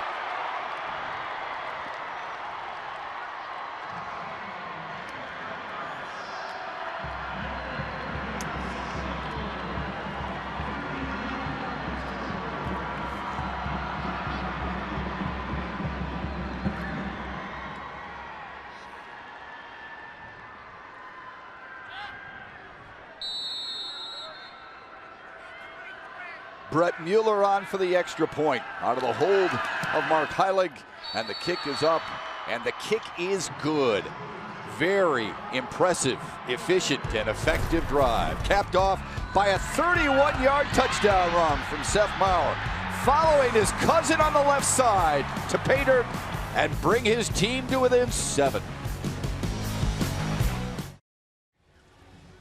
Back-to-back 80-yard touchdown drives, first by Whiteford and then by Ubly, capped off by Seth Maurer's 31-yard touchdown run. Time for Menard's big money moment, and here it is. Now, I want you to pay attention here. We're going to circle this guy right here, Logan Volmarine, and then number 23, Aiden Makowiak. Watch these guys. Watch the effort here. This is going to set this play up. He's going to block number 2. Number 61 is going to drive him off the ball. And watch 23 here with the kick-out block, 100 to bar. Great job. Then just let Seth Murray do the rest of the work. Fantastic run. He said they needed a chunk play here, and they got it. 2 hands on the ball. Can't be denied. Walking them into the end zone. That's a big play for Ubly. That's going to give them a lot of confidence. Whiteford's got to respond here, else this momentum could kind of shift into Ubly's hands in favor.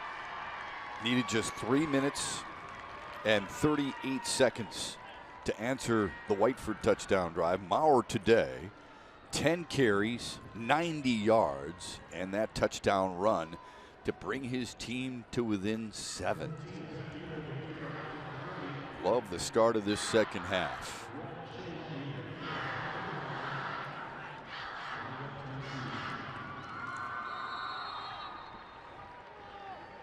Mueller will kick it deep with a right foot.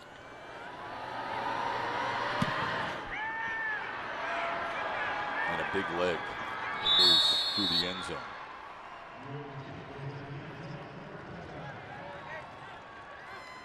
A lot of folks might wonder, Ottawa Lake Whiteford, where are they? Well, the Bobcats have a very small enrollment of 262 out of the Tri-County.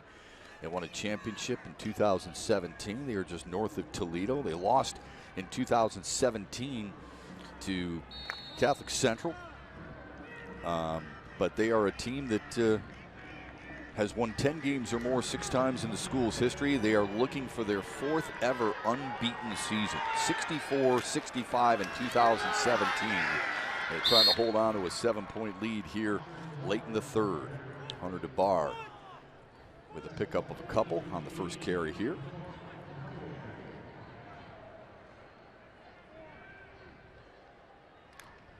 What a career it's been for Shane Ruddy. Today has been able to break yet another school record set by quarterbacks. More yards on the ground by Shea Ruddy than any quarterback in Whiteford history. Owns all the significant category #1 spots. Eye out with a balance up. Close to the 25. It sure looks like Ubly's defense has been inspired a little bit by that last 80-yard offensive drive. Absolutely. It goes back and forth. Your offense is going to help complement your defense. And right now, this is going to be one of Ubly's biggest defensive plays, defensive stands, defensive drives this whole season, right? They've been blowing guys out, haven't really been in a dogfight this year. So this is where you find your team's identity, right? Can they get a stop here? Can they make it a 4th down? And can they get the ball back to their playmakers on offense? Might be the biggest defensive drive of the year for Ubly. Ruddy wants to throw. Oh, going nowhere.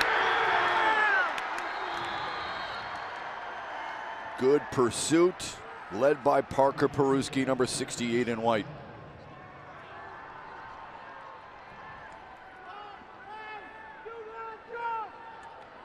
Yeah, so they're just going to do a little rollout here. They're going to get Shea on the edge. They're just doing a levels concept, and it's all covered, right? This guy's on him, this guy's on him, and this guy's covered. There's no one open.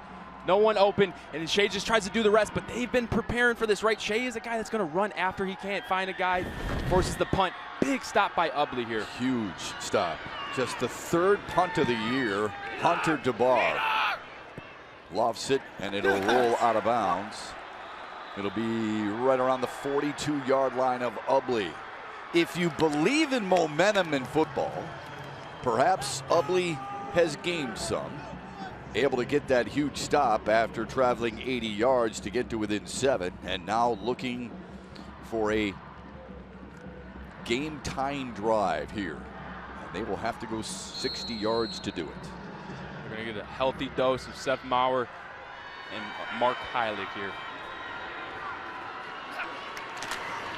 It's Heilig with the first chance. Boy, he bucks his way past the 45 to the 47-yard line. Ryan Ruddy sent him out of bounds. Is it just me, or does it seem like they got a little bit more lanes to run through right now? Yeah. They've got a little bit more open gaps, and the runs are hitting for about 5 yards a carry right now, which is what they need. Are they wearing them down a little bit, you wonder? Yeah, you gotta think.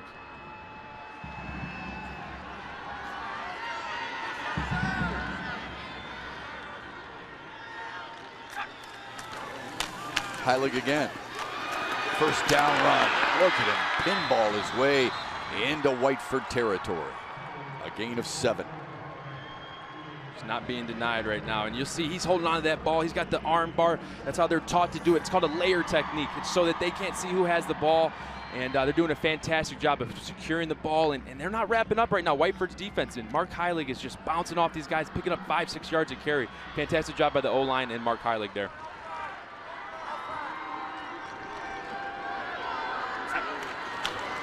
This time he'll block for Maul. Dragged down inside the 40.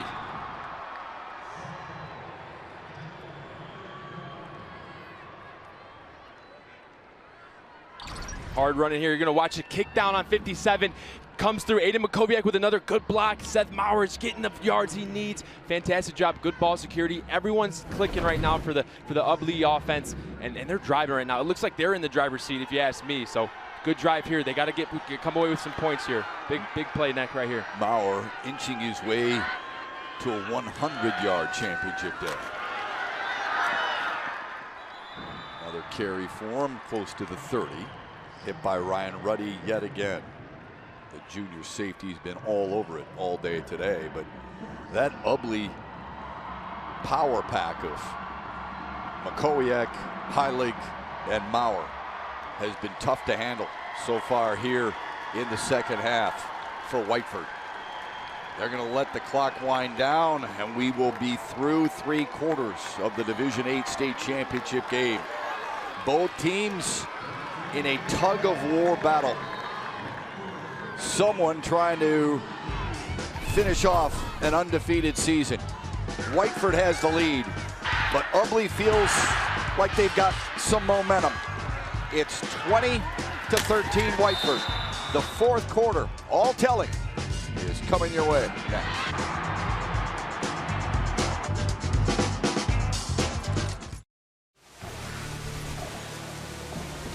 This special presentation of the MHSAA Football Finals on Bally Sports Detroit is brought to you by Figer Law. Nobody knows the law like we do. Figer Law. And by the Southeast Michigan Ford dealers. Think Ford first. A lot of cheering going on for both teams. Ubly as of late, and what's at stake? Ubly trying for their first unbeaten season since 1972. They had one in 65 and 66 as well, but this one would be capped off with its first ever state championship. Whiteford looking for its second ever title and its fourth ever unbeaten season. As good as these teams have been offensively, defense will be the name of the game here in the fourth. 1st and 10 for Ubly, down 7 and on the march.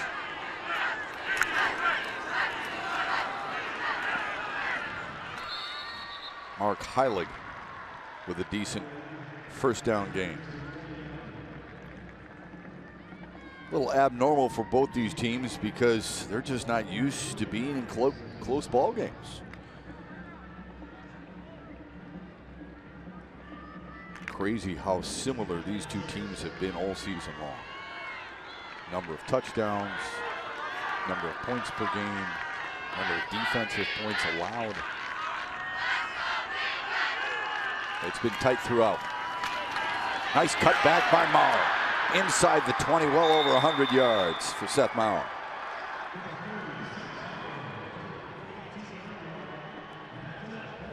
Ubly's doing a fantastic job. If it's not broke, don't fix it for Ubly. Watch this guy right here, Logan Ballmarine here, right here. He's going to do a great job of pushing him down, blocking down. And the reason they're doing these off tackles, right, is because they're getting the running back on the secondary players. Secondary players aren't the best tacklers necessarily. You want to have a linebacker in there tackling, doing a good job of running their game plan, and it's working right now.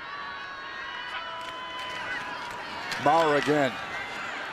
They just keep feeding that horse all the way close to the 10-yard line. Jake Ayat in on the tackle.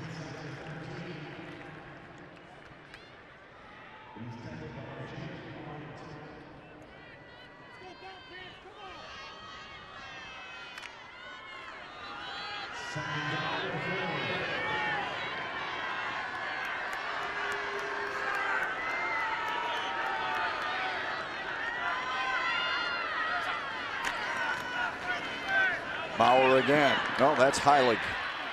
Where they run very similarly. Shea Ruddy in on the tackle. Heilig, their leading ball carrier on the year, but Mauer has been their bell cow today. 14 carries, over 8.5 yards per touch. And he's got a rushing touchdown on the resume as well.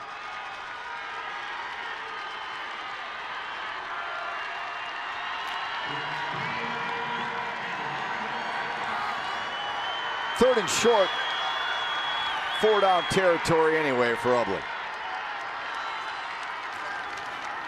Mauer slicing his way. Touchdown number 2 on the day for Seth Mauer.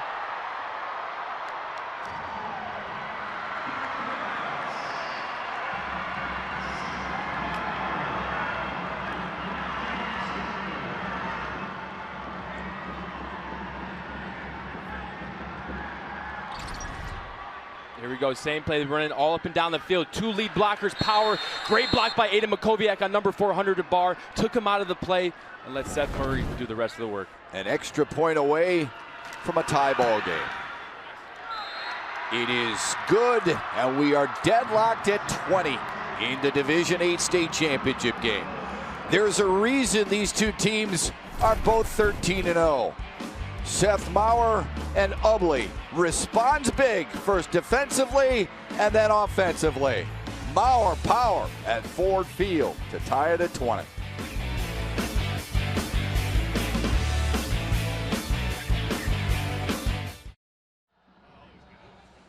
It is a punch in your mouth type of feel between Whiteford and Ubly. Ubly all on the ground in the last scoring drive to tie it. Seth Maurer capping it off with his second rushing touchdown. With Grant Perry, I'm Matt Shepard. What surprised you so far in this one? You know, Ubly's running the same play. They're running off tackle, and I'm surprised that Whiteford hasn't kind of picked up on that, kind of adjusted a little bit. It's kind of taken the air right out of their sail, you know. It looked like it was Whiteford's game to run away with. Ubly said, no, we're still in this, and we're going to keep running the same play until you stop it. Doing a great job. Seth Maurer and Mark Heilig are doing a fantastic job. Look for them to keep doing that, and if they can get another stop here, it might be going Ubly's way. Yeah, those big guys up front have really helped pave the way. Not enough credit goes to the offensive line during a regular season because we look at numbers, but those big fellas are starting to wear them down a little bit, aren't Absolutely. Those are the guys that don't get the credit, but they're doing all the work, right? They're making the blocks. They're getting their running back onto the second level. They're doing a fantastic job. Each team averages about 49 points per game on the season, yet they have been held to 20 each so far in the waning moments here in the fourth quarter.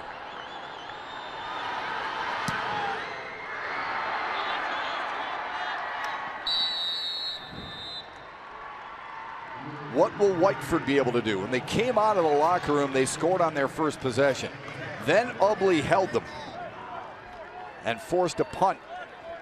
Ubly then tied it at 20, and now Whiteford has a chance to counterpunch under Todd Teakin and his offensive staff.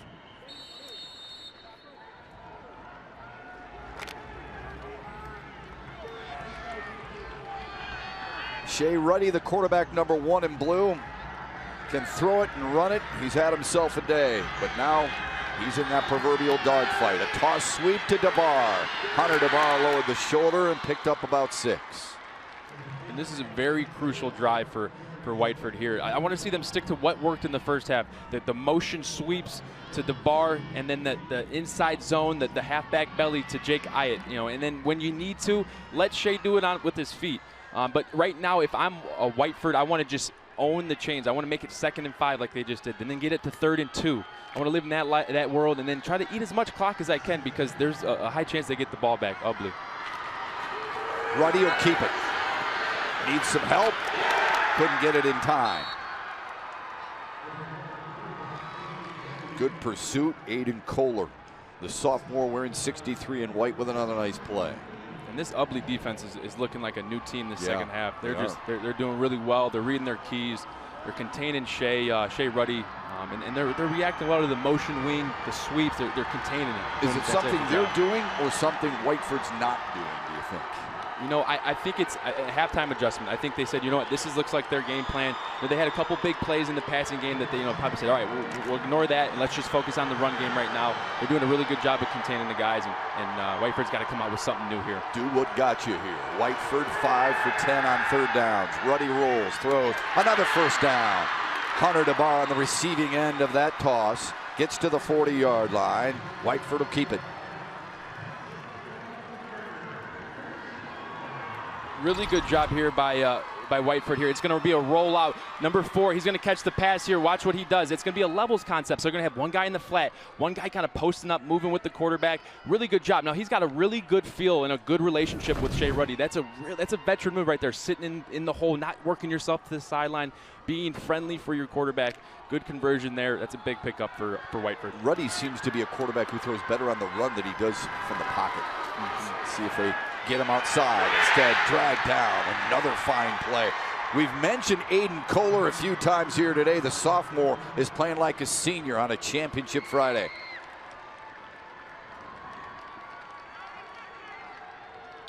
63 is doing a fantastic job here. Keep your eyes on this guy right here. He's not going to give up. It's going to take some time, right? He fakes the handoff naked. He doesn't get fooled. Does a good job. Barely gets him, but just enough to have it be a negative play. That's what Ubly wants. They want to have them working a 2nd and long, 3rd and long. Fantastic job there by Vogel. Or Kohler, excuse me. 2nd down and 13 for Whiteford. Ruddy wants to throw. Steps up in the pocket. Forced from the pocket. And able to tiptoe out of bounds, shy of the 45. Cannon Peruski pushed him out of bounds. First half, that's what we saw. We saw Shea look for a guy, not find him, and then get about 15 yards on the run.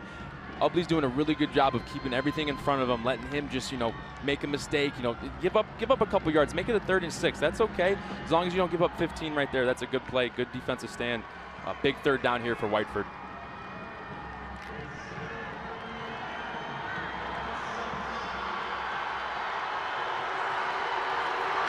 DeBar stuffed at the 45, spun out of it, but gained an extra yard.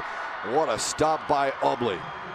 Aiden McCowiak made the first big hit. Now what do you do if you're Whiteford on 4th down? About 4th and 4, 4th and 5 right here. I'm gonna move Shea. I'm gonna get him out of the pocket. I'm gonna let the kind of like that last pass he threw to DeBar. I want to have them get those guys in space. Ubly's playing a zone coverage. I want to find somebody in the open area, and if it's not there, just have Shea try to tuck it and run. I'd throw the ball here because that gives you an opportunity, if it's not there, to try to get it with your feet. If you run it, you might get tackled. Todd Teakin's team has not punted on successive drives all season long. They're going to go for it here on 4th down and 5. Ruddy rolling with a convoy. Slips one tackle. Oh, and that's great effort. A second effort. He just wanted it more and moved the chains as he snuck his way into Ubly territory. Needed 5 and he got 6. Fantastic job. Talking to coach this week, he said, in the clutch, when you need a big play, who do you go to? He said, number 1, Shea Ruddy. He does a good job. Watch the patience here. Jake Ayatt with a good block. He doesn't push it outside. He lets the block develop, reads it, gets inside, picks up just enough. Huge, huge play there for the Whiteford offense.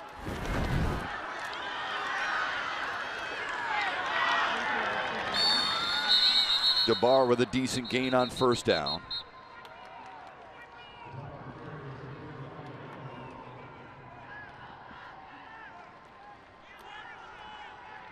Coming down to it, just under 6 minutes left. Everyone's got timeouts, all 3 on each side. It's going to kind of come down to, I think, who has the ball last. Oh boy, you're starting to feel it too. The tension from Ubly. Come on, guys, we need a stop. Have to stop him on this drive. Have to stop him. Right side, Ayatt to the 40-yard line.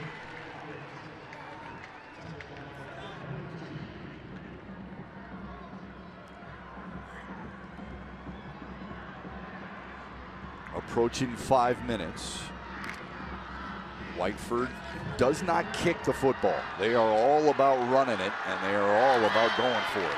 Up the middle, Naps. Look at that power surge right there by the fullback, Drew Naps.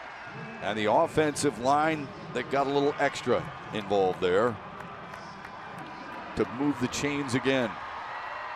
Right now, Whiteford, this is what we call a 4-minute offense.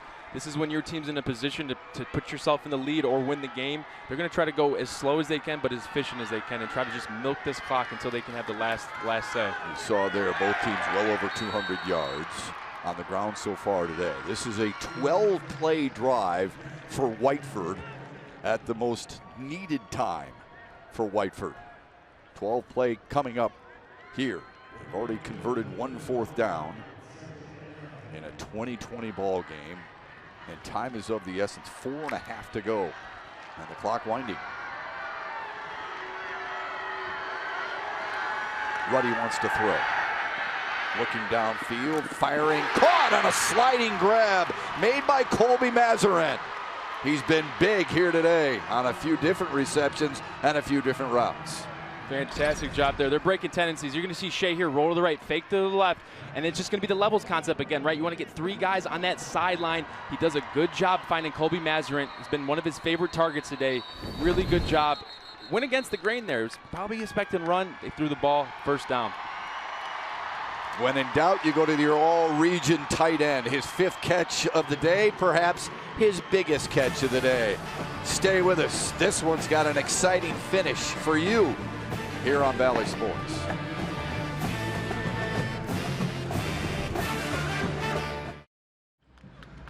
Boy, this has been a blast, but some white knuckling for both fan bases, Grant Perry. 1st and 10 for Whiteford, tied at 20. Time winding down, 4:14 left. How are you managing not just the play on the field, but also the clock as well, if you're Whiteford right now? If I'm Whiteford, I want to try to just keep the ball moving. Right here, if they're going to roll out, I'd expect maybe one of the Statue of Liberty handoffs to Drew Nags. Expect him just to run a little bit up the middle. Ruddy. Broke a tackle. Dances his way inside the 15. Who can cut a rug, can he? Fantastic job. Now, if you're Whiteford, this is a situation where you kind of let this clock go and you want to try to force Ubly's hand. Try to make them call some timeouts so that when they get the ball back, if they do, they don't have as many timeouts to play with there. Yeah, and remember, this is not necessarily, oh, let's play for a field goal. Whiteford doesn't kick field goals. This drive started at their 20-yard line, their own 20-yard line. A toss sweep to Barr. 2 touchdown runs on the day. Lunging inside the 5, but stepped out of bounds right at the 5. Stops the clock with 3:29 left. They're just going to do that motion sweep here. Drew Nags is sealing the edge. 26 right here. Jake Iyett may have got away with a little bit of a hold, but this has been their bread and butter. Get Hunter DeBar on the edge, let him do the rest of the work. You would have liked to seen him stay in bounds there, kind of help them run some clock down, but nonetheless, good run. They're punching it in here. They're getting close. 1st and goal from the 5 for Whiteford. Ruddy out of the pistol for the first time. Rolling right. Pressure comes. Down he goes in a loss of 6. Heilig and Peruski, better known for their offensive prowess, getting it done defensively. Now here, I want you to see the push on the defensive line there. They do a good job hustling to the ball. They went out a pistol there. It's the first time we've seen that today. They wanted to try to get a QB power, QB outside run with a bunch of lead blockers, but Ubly was all over that one. Fantastic job by Ubly. And right now, if they can hold them here, like we said, they don't kick field goals. So this is, we'll see what they do here, but field goal is most likely off the table. Whiteford taking their time. Toss sweep. DeBar cuts inside and got to about the 7-yard line. And if you're Ubly, you're also checking that clock a little bit, okay? Because even if you do get the football back, that's a long way to go the other way. There's a lot of different things that coaches and players are probably thinking about. And when they've needed to play this drive, they've tried to get Shea Ruddy on the outside here. I wouldn't be surprised if they try to do something of that nature. Even maybe they roll them out and then a little pop pass or something of that nature. Try to catch him falling to sleep. 17th play of the drive, Grant, coming here.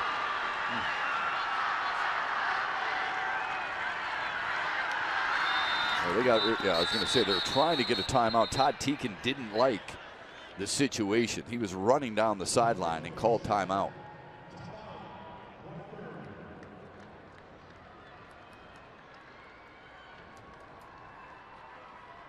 Keep it in the hands of his 4-year starting quarterback, Shea Ruddy. Now a message from your Southeast Michigan Ford dealers. Returning AZ Plan lessees can order an F-150 today and lease it for $299 a month for 24 months. Only at your Southeast Michigan Ford dealers. Think Ford first. If you're Whiteford, what are you game planning? And if you're Ubly, how are you trying to defend this play? Yeah, I mean, if I'm Ubly, I'm keeping everything in front of me. They have 2 tries here to get across that goal line. If I'm Whiteford, they've been trying to get on the outside, but as of right now, it's been getting shut down. Ubly's been having some great pursuit. I wouldn't be surprised if they gave Drew Nags a run up the middle, let him get 3-4 yards there, making it easier, 4th down and goal. But right now, you got 2 plays. You got to accept that. You got to understand that you can get a few yards here, and then you can have another turn on 4th down to try to punch it in. So I'm going to expect right here up the middle to Drew Nags. If not, Hunter DeBar on the outside, like we've seen this drive. Whiteford has been better balanced. Ubly's had the better success on the ground. Both teams effective on 3rd down conversions. This is a 3rd and goal from the 7.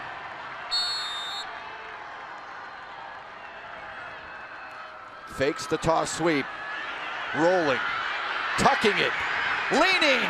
Touchdown, Shea Ruddy.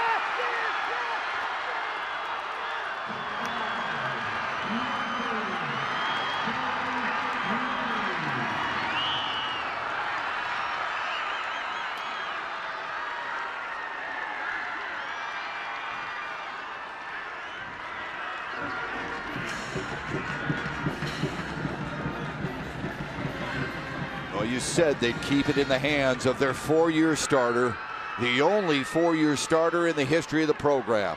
Can't go wrong, and he did it right. Up by 6, looking for a 2-point conversion.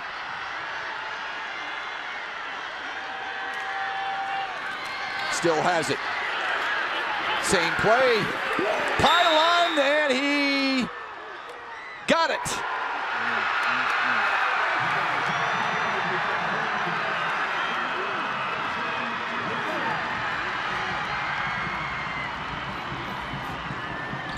Here, rewind to the touchdown here. 68 is the defensive end there. He kind of falls down, loses his assignment. Number 30, Seth Maurer, tries to catch him, but Shea Ruddy he's the clutch player in the time. That's his good call, good run, and they come right back to him, right? The same exact play, roll out to the right, and they say, hey, Shea, if it's not there, go make a play. That's what big-time players do in big-time games. Fantastic job by Shea. Coach was saying all week, when we need a play, we're going to call Shea's number, and he is answering the bell here late and early on. Fantastic job. I think they're going to review this because it looked like he stepped out of bounds before he hit the pylon.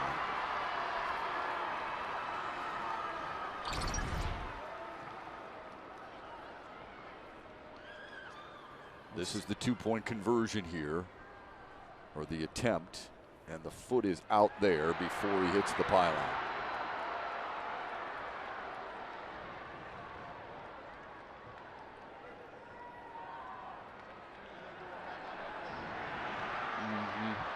From that angle, the ball looks a little short of that goal line. Just remember, all that has to cut across is the tip of that football across that first inch of the white line, and then it counts. But I think that foot hits out of bounds before that occurs. The runner stepped out of bounds before the ball hit the pylon. No good for the try. So the lead is 6 rather than 8, but Whiteford has the lead with under 2 minutes remaining. Ubly has 2 timeouts at their disposal. And Ruddy can sleep later and rest later because he's going to go back out on defense.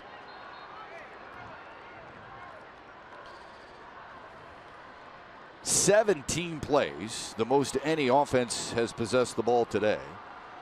Shea Ruddy now on the day, 65 yards through the air, 107 yards, or I should say 65 yards on the ground, 107 yards through the air. And by the way, one in blue also has 12 tackles. We've been posing this question all day. Can a team come back by throwing the ball? Now, this is the team, Ubly.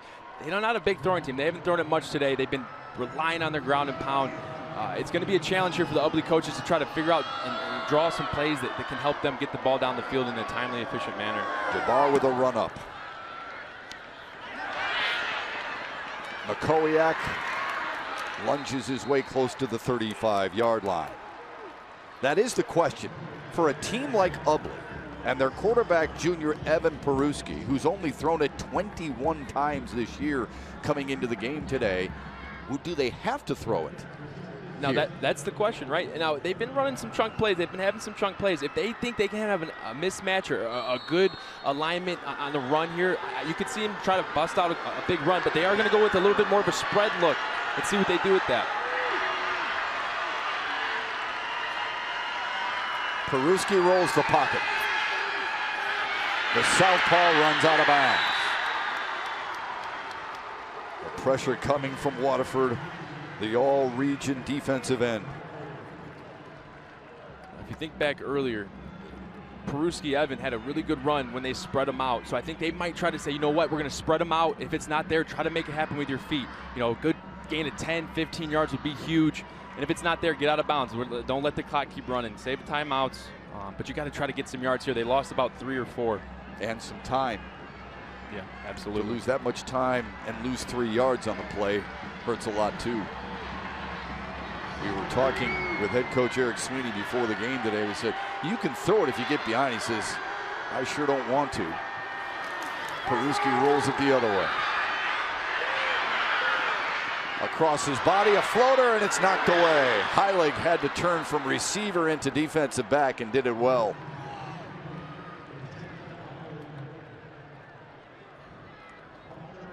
Oh, it's tough right here because Evan is a left-handed quarterback, and they were on the right hash, so he just is going to be rolling right. Awkward side to be thrown from a lefty, but that's where the field was, right? They like to have the routes go to the field. Like Matt just said, Mark turned into the DB there. Why do you think Eric Sweeney feels like he's got to throw the football here in this situation? You know, it's the big stage. You never really know, right? The time's running down. You know, to the normal eye, you'd say throw the ball, but you got to get some yards here, right? They've wasted 2 plays. They've lost yards. I could see them running it here to try to get a chunk back and then make something happen. Yeah, they've run it for over 240 yards, and now they're trying to be something that they have not been all season long. Right, and that plays into Whiteford's hands. You just tell your guys, hey, cover your zone, cover your man, and if they're going to throw the ball, so be it. They haven't thrown it really much all today or successfully today, so that's kind of playing into Whiteford's hand. And unfortunately, they just had to call a timeout there when the clock wasn't even running. So, you know, they got to get something going here. They need a chunk play. Let's see what they draw up. Yeah, it's funny because some of their runs, especially in this second half, have almost been like passes. That's how much yards they've gained. Remember, their touchdown drive, we were talking about 17-yard gains, 15-yard gains, 12-yard gains. You'll take that whether it's on the air, through the air or on the ground. Absolutely, absolutely. And you just got to have a good, you know, conscience behind it. When that does happen, be ready for the next play, right? Hey, guys, we're going to run this power off tackle. When Seth gets 10 yards, Seth Murray gets 10 yards, get back to the line of scrimmage. Let's get another play in, maybe throw another shot. But right now they kind of pushed themselves into a corner. 3rd and 13, 1 timeout left, 2 attempts to get, you know, the first down here. So they could run it. It will waste some time, but, you know, it might be more efficient than trying to throw it. A look of genuine concern on the sidelines and in the stands for the Ubly faithful. A long way to go on a 3rd and 13 and trailing by 6 with time running out. Watch out for Luke Volmering. He's been their best catcher offensively. I try to go to him. Peruski will keep it himself. A cutback to the 37. And now the final timeout burned by Ubly. They went the 2-for-1 route. 2-for-1.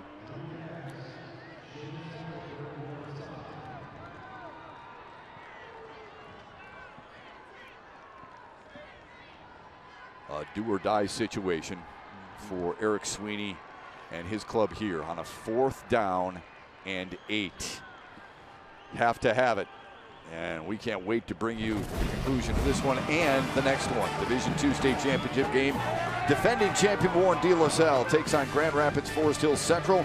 Kickoff is scheduled for shortly after 1 o'clock right here on Bally Sports Detroit and the Bally Sports app. Hope you can join Justin Sasanti, me, and the rest of our wonderful crew here at Ford Field. This Whiteford defense, the starting defense, allowing just 5 points per game all season long. That's the starting defense now. They have bent a little bit in the ground attack because of how good Ubly has been up front. But do they have a 4th down stop? What does Ubly do here, Grant Perry? Down 6. You got to go with high percentage, right? Look for Luke Volmering to get involved, number 11, and number 27, Mark Heilig. If it's not there, Evan Peruski's got to be a baller. This is the season for Ubly. Pressure comes, unloads, downfield, and it is incomplete, and Whiteford will take over.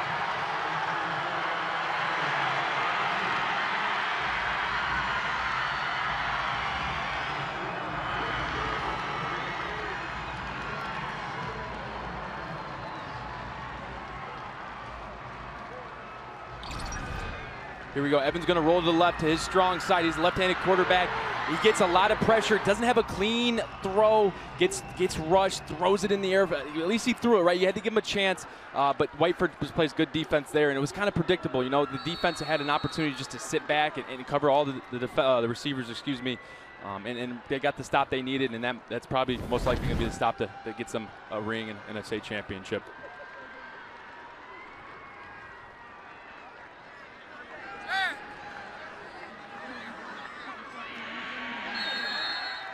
Some call it the best play in sports. The victory position, taking a knee, Shea Ruddy. What a way to cap off a phenomenal 4-year starting career. 34-10 in his career coming into play here today. And a kid who dreamed of this moment and excelled in this moment for sure. They feel it.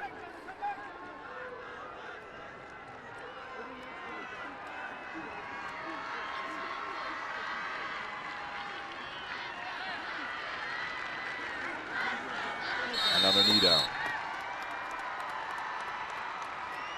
Our Southeast Michigan Ford Dealer Player of the Game is Whiteford quarterback Shea Ruddy. Not just because of what he did offensively, but because of what he did defensively as well. The all-around athlete, the all-around football player is our player of the game. Final play of the game coming here. Whiteford takes a knee, and for the second time in school history, they will be crowned a champion. What a first year for Todd Teakin.